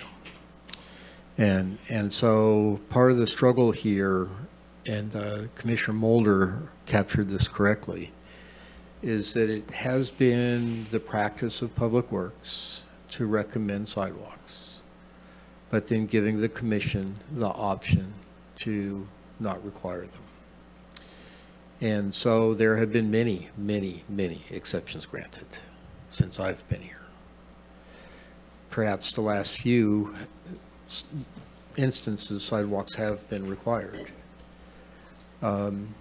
What I think we would recommend, and what we're trying to do, is take a rational approach to the circumstance and the situation. Is it beneficial to have sidewalks? Yes. Is it expensive to put in sidewalks? Yes. Yes. I think something that perhaps Commissioner O'Neill brought up in the last meeting, is that if there were an effort to install sidewalks here, and maybe it's not even desirable based upon the circumstances, it would be easier to do that as part of one pour, to just put in all sidewalks and have everybody have the same responsibility in that, if they were going to do some kind of Prop 218 effort to fund that. But it's unlikely that people would want to pay for that, really, on that street. I mean, you could disagree with that, perhaps. We say, Do they ever consider walking paths, like, you know, they're putting in a path in between Arcata and Eureka it's not a concrete sidewalk, but a walking path is in some of these more rural areas? one of the things that this commission has done in the past is to require a kind of an improved surface to keep people out of the mud, but not actually pour a sidewalk along that area where the sidewalk would normally be. Because I could see that on Humboldt Hill Road, that could be an advantage along that road, because that's a main road, but not a sidewalk, concrete, that might crack, you know, if this ground shifts. Who's going to maintain it? Well, the maintenance, this is a county road, so this gets back to. So if they put in a walking path, though, would the county maintain that, or is that acceptable to them? That's part of the struggle. I think Yeah. the Public Works Department, this is a public facility for them. And so they are looking to have the facility improved to the normal standard for an urban street.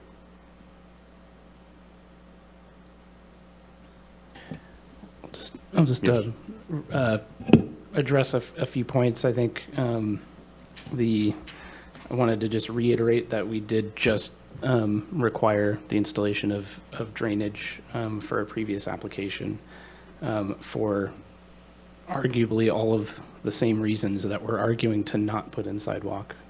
So I feel like there's quite a contradiction there. I think sort of pointing out that we didn't see anyone walking or biking in an area that doesn't have facilities for walking and biking isn't an argument to not put in facilities for walking and biking. And I also want to point out again that there are neighbors immediately in the vicinity that did put in the cost to put in this infrastructure. And also the neighboring property adjacent just to the north, where that retaining wall kind of continues onto the neighboring property. It looks like it was installed and maintained in a way to facilitate this. And so that property owner took that effort. And so why should this neighboring property receive an exception for that? So are you amenable to only having it on one of the roads, or do you want it on both the roads? I am amenable to granting the exception on Skyline with that comment again of if there's a way to take sort of a higher level or a community-based approach to that. Commissioner Muldar. So I apologize, I forgot my notes, so I'm diving back in here. I look at things site-specific. The hearing we had earlier, there was evidence to support that we needed the drainage. There was evidence to support the sidewalk. Here, I feel, in what I read in the staff report, I don't have my notes in front of me, but there was evidence to support cost prohibitive and then also the other exceptions to grant this waiver. I feel that, you know, in this county, we want to ask for development. We want to ask people to come in, and then they come before us and they ask for an exception that has the findings. And if it's not approved, it may make the project unbuildable. So then we say, hey, come in and build. But then we don't grant the exceptions allowed under code. So we're saying don't build, but then come in and build. So it's challenging for me. I don't believe there's lines outside the building and planning department. Every time I've gone there lately, that's usually you're one person ahead of you at the counter. It's not lines like when the cannabis industry came on, there was lines out the door. I feel, and maybe I'm wrong, and I'm going to ask staff to correct me, that we're kind of in a slump for housing, and the county's kind of trying to, it would be good for the county to meet its RENA numbers to promote housing and promote subdivisions of this nature. So I just, if staff could clarify possibly that my interpretations are correct. We are behind in our RENA obligations for sure. So to piggyback on that, if projects that meet the requirements for these exceptions are continuously denied, would that negatively affect or potentially negatively affect our RENA numbers? I wouldn't go that far. Wouldn't go that far? Yeah. Okay. Because some people absolutely do like to live in developments that have sidewalks, have places to walk, and like that amenity. So I wouldn't draw that hard of a line. This is a situation where I think was pointed out, it was developed in the 50s. It has that vibe to it. Many of those subdivisions at that time did not have sidewalks. Some people like that. I guess I'll go back a little bit. If developers or potential developers see it as possibly challenging and a little too cumbersome to continue developing, I feel, and this is just my opinion, I feel that it could deter people from coming forward for developments. And I will say I still hear out there in other rural areas that it's still easier for people to develop without coming forward because of the roadblocks in place. Just to do a simple, AOB addition for an AOB house, you could be 10 grand just in engineering and permit fees. So some food for thought.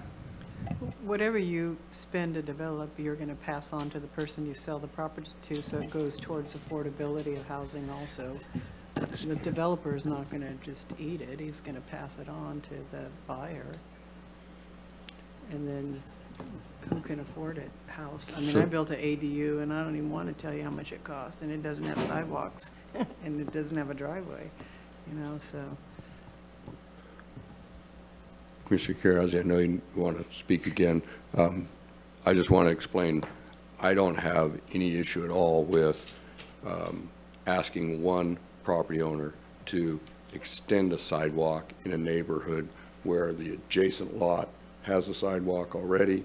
There's clearly a community or opportunity to extend that existing sidewalk, and I see that completely different than asking the next property owner to create a sidewalk in space that's not going to connect to any future sidewalk in the foreseeable future or in a neighborhood that doesn't have any sidewalks. So I see them as completely different, and I don't have any concern about making that distinction between the two projects that came forward tonight.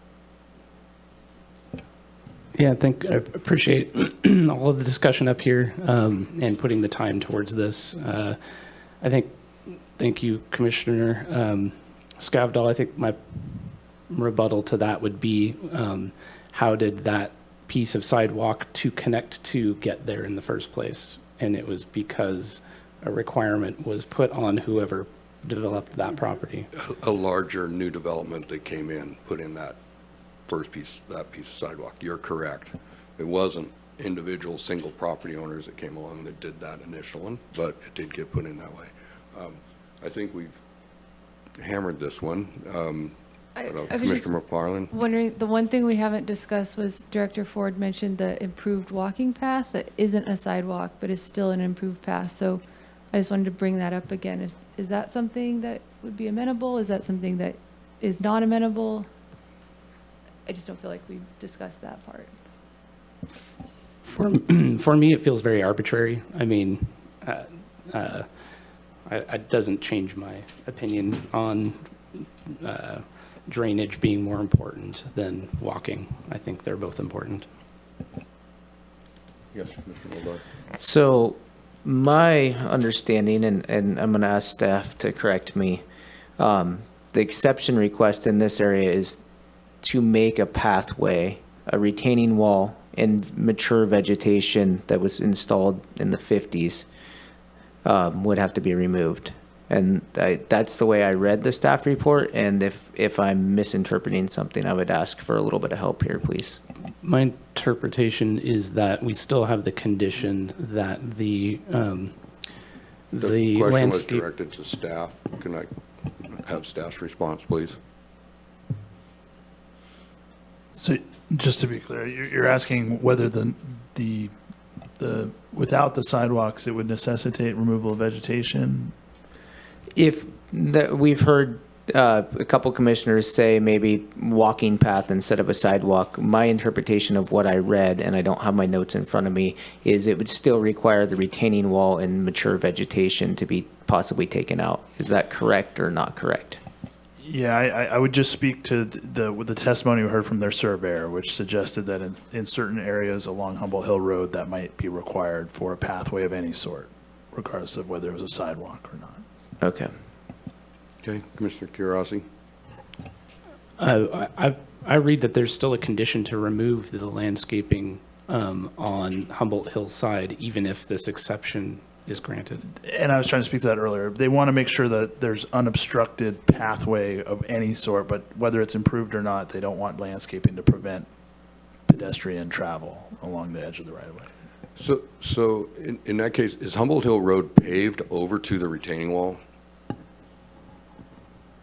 Not that side. 100%. I think we have a slide that shows it. We can bring it up. I think there's a grassy shoulder. Okay. We're trying to pull it up right now. No, it's the one. There's one better one. The other direction. If we could share the screen. One more. Yeah. I think if we can pull that up.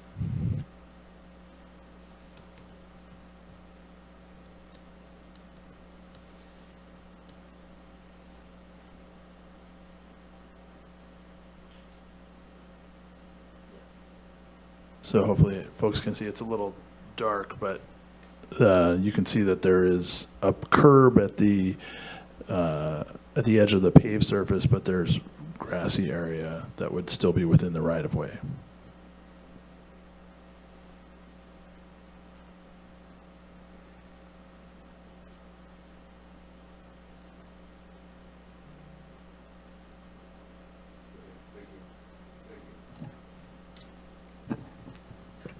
I just want to, I think, quickly comment on where I stand on this, just so we all kind of, I think I'm the only one who hasn't really said. This one's a tough one for me. I do really resonate with walkability and wanting sidewalks. I think for me, this one comes down to the sidewalk on the other side of the street, and as a pedestrian, like, I hear what you're saying, that like it starts somewhere, and if you don't start with one, like the next one's not going to come. But I think in this instance, I see the sidewalk on the other side of the street, and if this property were on the other side of the street, I would come a different way, but I lean towards granting the exception in this case.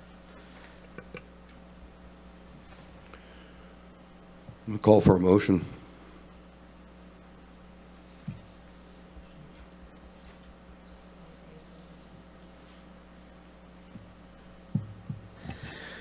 I'll make a motion to adopt the resolution attachment 1, which says the following: finds the project is consistent with development density and policies established by an existing community plan and general plan for which an EIR was certified, and that no additional environmental review is required per section 15183 of the state CEQA guidelines, and make all the required findings for approval of the partial map subdivision and exception request, and approves the Coy minor subdivision and exception request to frontage improvements as recommended by staff, subject to the conditions of approval attachment 1A.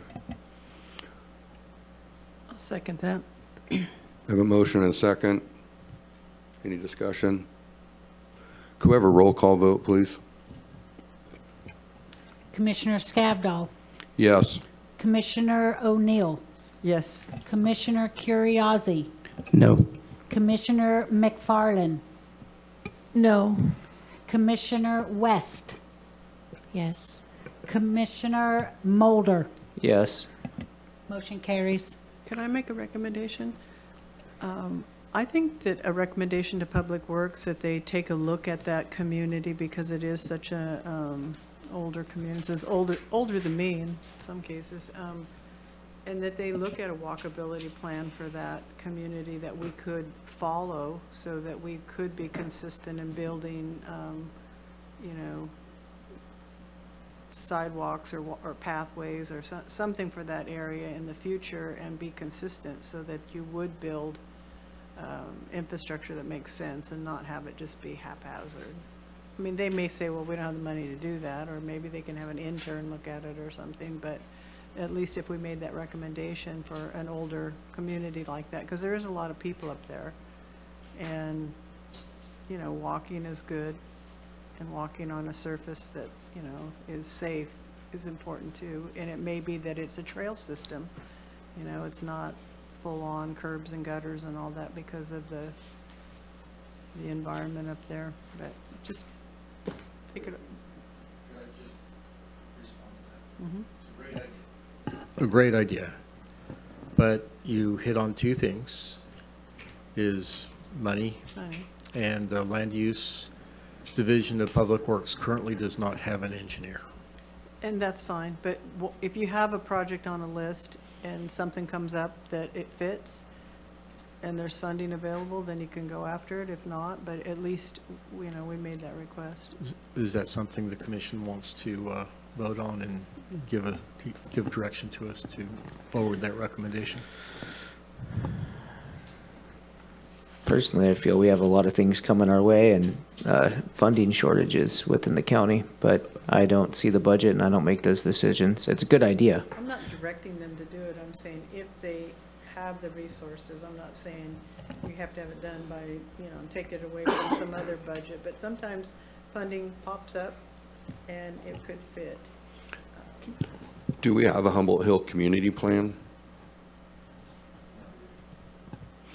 If we were No. going to go down that pathway, that's where I would head. Yeah. It's through a community planning process of some sort. Yeah, I was gonna. Commissioner McFarland? I was gonna say the same. Is there like a hybrid option where the county could put the call out to communities that if they want to form groups for neighborhoods to make recommendations of, you know, the consistent view that they see, and then that would take some of the burden of the recommendation off the county? I don't know if there's some hybrid option. Should probably, if you want to talk about this, agendize this. But I will say that what that does is creates an immense amount of work. Because then you have to receive the input from the community, you have to evaluate it, you have to do the engineering work on it. And when, I mean, I don't want to be defensive, but Public Works is scraping by to try to maintain roads as it is. You would have to get a planning grant of some sort, you know, if there is funding available for it, because this would cost you quite a bit of money. I'm not suggesting that they take it out of their existing budget and jump right on it and get it done by next week. I'm suggesting that it just be put on, you know, notice that it would be something to be considered in the future if funding becomes available for that. And it may not be their existing funding stream, but some other fund that comes up. Because some of those funds do come through the state. Thank you. I want to move on to the next item. Maybe we can, if there's more on this, we can take it up later on. These people have been waiting patiently. Can I make a very quick comment? Sounds like you're going to. I would support agendizing this discussion topic to give a bit more guidance to staff. Okay, thank you. Okay, can we move to item 10, Department of Fish and Wildlife conditional use permit for the Cannibal Island Restoration Project?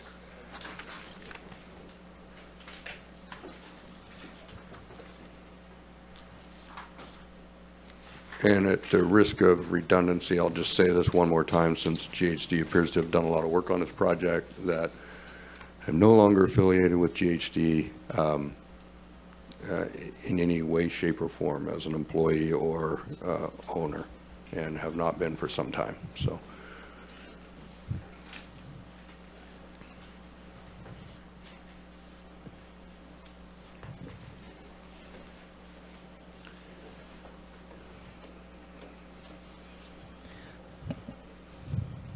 Hello, I'm Portia Salcedo, the assigned planner for the California Department of Fish and Wildlife conditional use permit for the restoration of Cannibal Island and the surrounding area within the Eel River estuary.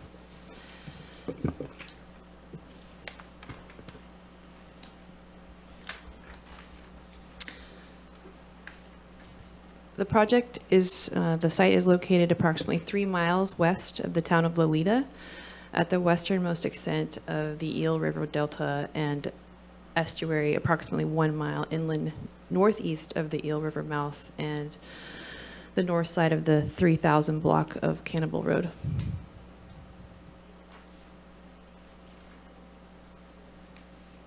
There are 21 parcels involved in the project. The project is approximately 795 acres, zoned agricultural exclusive natural resources within the Humboldt Bay Area Plan.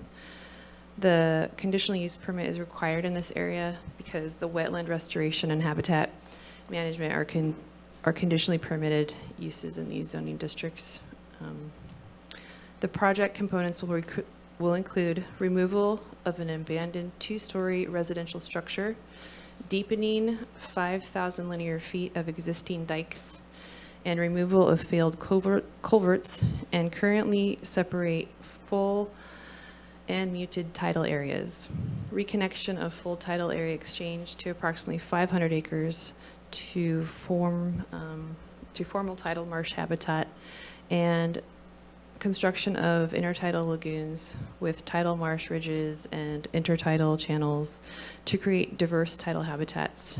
Inset channel rock grade control will be placed along 20-foot sections of the channel at the existing road crossing along the Centraro lane to provide passive management to the tidal prism. Construction of new earthen setbacks for the levee, approximately 6,000 linear feet long, equipped with up to 2 gated culverts to separate tidal wetlands from agricultural lands. The elevation of the existing road for approximately 2,500 feet, and an installation of up to 4 graded culverts. The relocation of approximately 200,000 cubic yards of excavated sediment to be reused within the project area. Treatment and removal of dense flowered cordgrass. Improvement of public access and visitor experience, and all post-construction management to maintain project objectives. So the primary goal of the Cannibal Island Restoration Project is to restore and expand the natural estuarian functions and processes that promote recovery of the habitat for native fish, invertebrates, wildlife, plant species, compatible with surrounding work lands and public access. The proposed project, including watershed management, fish and wildlife habitat management, and wetland restoration, is consistent with the uses allowed under the Eel River Area Plan and with uses that are allowed in environmentally sensitive habitat areas, or ESHA.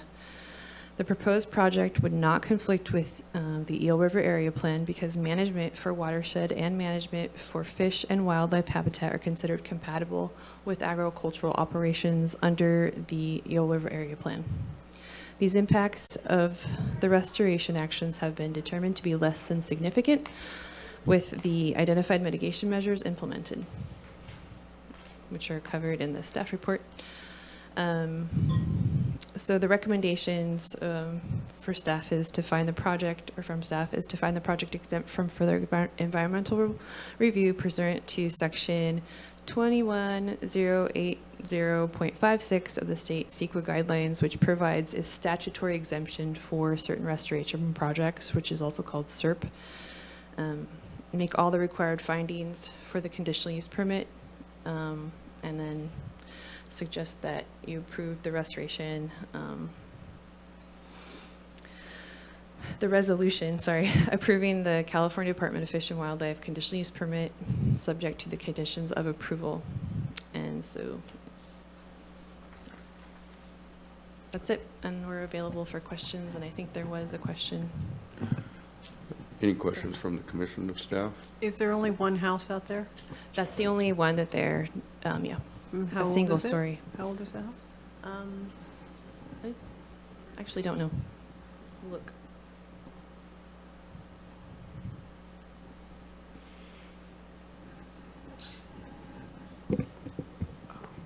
Commissioner O'Neill, I'd suggest that we move on. We'll look, but we're gonna have to dig into the. It's not really.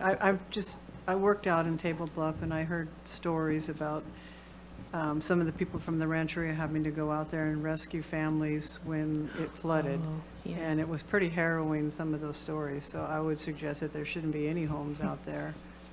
Yeah, this is definitely going, so might be one of those. So we'll open a public hearing. I don't know if there's a representative of the applicant here.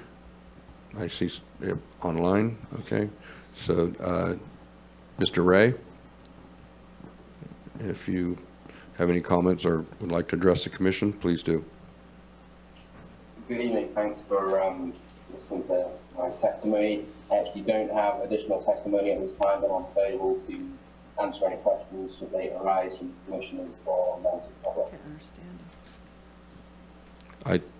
I'm having a little bit of a hard time hearing you, but I think you said you're available if there's questions after other comments, and we'll give you that opportunity at the end. So, thank you. Is there anybody in the audience that has a question or would like to address the commission? Please approach the podium. You have 3 minutes. First of all, sir. thank you for being here and taking time for everything you do for the county to make it a safe place to live. My name is Peter Bear. I own property right next to this project. I lived out there at Cannibal Island for 16 years. I'm now living at in Alton. And I have basically three concerns about this.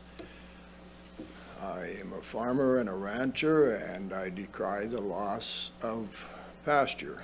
And I was wondering if Fish and Game had any, could mitigate that by opening up some other ground, say on Cock Robin Island, that they have. The second one would probably be bigger than that, would be the dike that they're proposing along the road will definitely hinder when it's flooding, it will definitely hinder the water from reaching the ocean, and it will back up on my land, on my neighbor's property there. That will be I was wondering if they had enough, or if they had taken that into consideration, because I've also rescued people from out there on Cock Robin Island in the 95 flood, and it gets pretty deep there. And the third one is the road getting there, all the construction equipment and all the traffic that will be on that road in the future, if it's going to be used for what they propose it to be use it for. The road needs to be repaired, needs to be built up, needs to be repaired. That's all I have. Thank you very much. Thank you. Mr. Ray, I'll give you an opportunity to respond to those comments if you'd like. Yeah, thank you. So great questions. I appreciate those there. So with regard to the first one, the loss of pasture, at this time, California Fish and Wildlife does not have any plans to open up additional pasture as a function of this project. However, the pasture or the land on the Cannibal Island Wildlife Area is not currently being used as pasture and isn't suitable at the current time for pasture because of the tidal influence that is there. And additionally, the parcels that we're working with neighboring landowners to purchase that are within that project area boundary, the portions of those parcels that we're hoping to acquire and are working towards that with the landowners are also not good quality pasture at the current time because of those tidal issues. And so the sections of the private landowners' parcels that we won't be acquiring will be defending a little bit better with some of those levees. And so we think the actual quality of the pasture in that section of Cannibal Island outside of the project area is actually going to improve. So what I'm specifically talking about is Ms. Hanson's property and Lester Hydrozini's properties that are, will be divided as we purchase portions of those. So the portions that currently aren't very good pasture will be retained as wetland, and then the portions that currently function well as pasture will be protected further with setback levy. There's with regards to the levy and the gates, and also the road raising in terms of floodwaters, that's an excellent question. We have considered those things.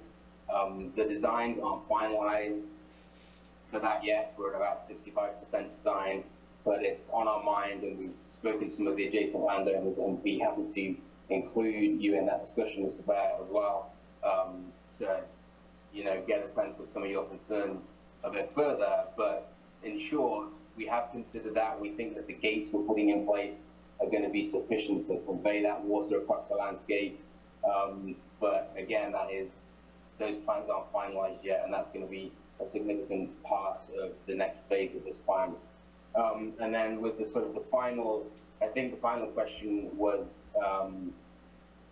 about improved, or excuse me, about additional traffic usage. The impact to Cannibal Island Road, I think, was the third question. Yes. So with regard to that, I think that that's absolutely right. I think that, as part of this project, we plan to improve the road for a section, and I don't think that CDF&W considers itself responsible for improving the entirety of the Cannibal Island Road, but we're interested potentially in having conversations with the county about the section that goes beyond the Cannibal Island wildlife area, and how to the Crab Park public uses area to think about improvements there.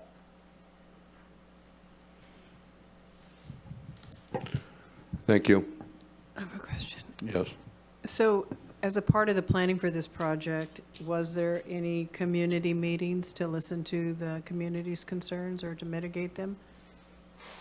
Can I just close the public hearing? Yeah, you can close public comment. And, close the public comment. Okay, thank you. So your question is to staff? Yeah. So that would be a question to the applicant, to CDFW. So this is the first public hearing that has been associated with the county's Typically with action on something this. like this, they would meet with, have a smaller meeting with some of the surrounding landowners and listen to their concerns, and before it would come to us.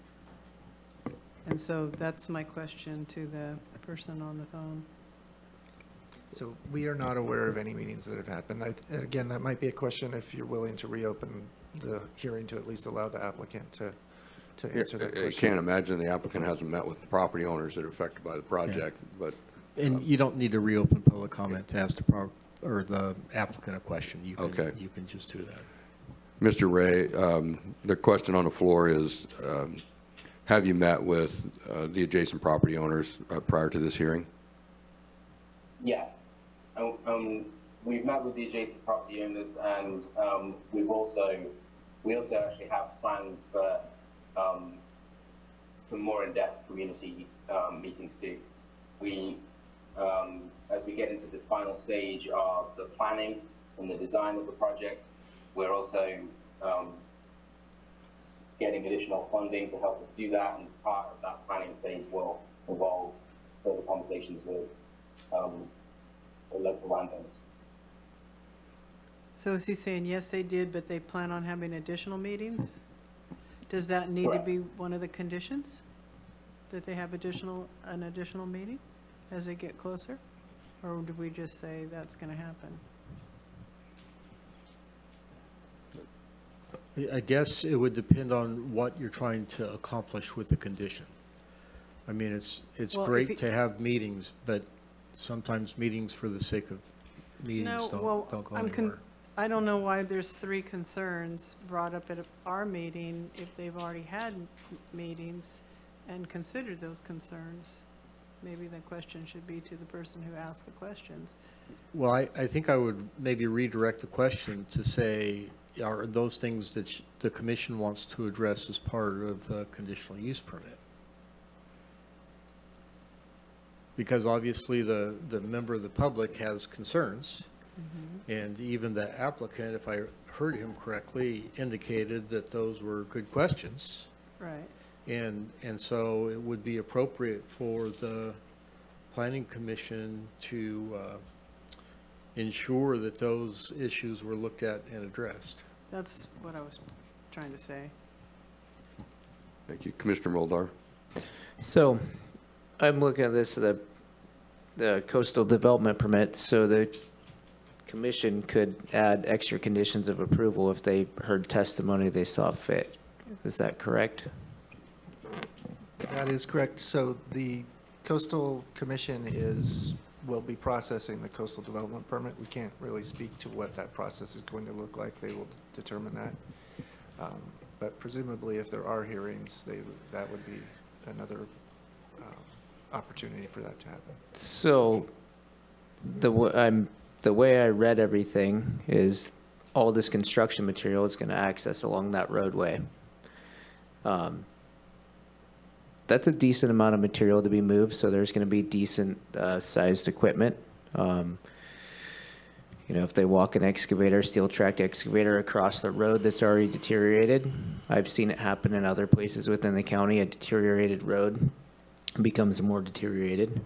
So it sounded like the applicant said they're going to improve this 2,500 foot stretch, but they didn't have any plans of anything else. So I have one member of the public that's in agriculture. Is something we support in this county. So just want to flag that as something the commission might think about. I mean, this is a governmental agency, so things might be different, but they're still an agency. I misunderstood that question maybe, or maybe I didn't, but I thought that the traffic that was going to occur after the project was done. But I also agree with your, what you brought up, because I think I've seen that happen also. But I'm not sure, I thought what you were trying to address was that the people that would be coming down there more frequently now because it's a recreation area as opposed to what it was previously. Both? Okay. Yep. I think we heard, there were three: the loss of pasture, and we heard from Mr. Ray that they're not going to mitigate by creating new pasture, but they are defending and improving adjacent pastures by creating this project and preventing, I think it's, saltwater intrusion onto the pasture. So they're doing that. Their dike, there was a concern that the dike would hinder water flow, and the response was no, it won't, because they're going to be culverts and floodgates there. There is a section of road that they're going to repair, but I think there is a concern that this project, in my opinion, should leave Cannibal Island Road in a condition equal to or better than it exists today at the completion of the project. So it would be detrimental to the neighborhood or the people along Cannibal Island Road if the construction equipment that accesses and the contractor that's building this project leaves Cannibal Island Road in worse condition than it is today. And I agree with that concern. I would be supportive of a motion that included that. To piggyback on that, I would hope a governmental agency such as CDFW would not want to leave a roadway creating more discharge than it was because of their construction activities. So I would hope they would hold themselves to the same standard they hold everyone else to. So hopefully someone else makes a motion this time. I mean, I'm generally very supportive of the project and appreciative of the work CDFW does, so I'm happy to make a motion with, motion to approve the project as proposed with the amendment that the road will be left in a condition of at least the quality it is now, we can work on that language of an appropriate quality that, and then, Yeah, it just said equal to or better than. yep, that's fine. So we have a motion? A second? Were we going to include or just assume that there would be additional meetings with the adjoining landowners as the plans become more refined is what? I Hey, personally feel like if they're meeting with property owners and plan to continue, especially as they're acquiring property, I feel comfortable leaving them to do that on their own. But if the commission feels that we need to add that, I'm amenable. I guess we could just take their word for it. There's a motion on the table, and I will second that motion. Yeah, I have a motion and a second. Any other discussion? Roll call vote, please.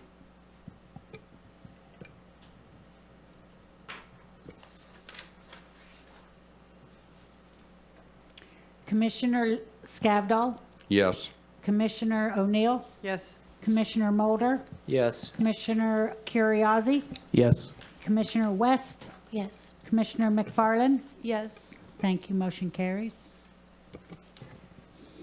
Thank you. I think that concludes items removed from consent. We have a report from the director this evening.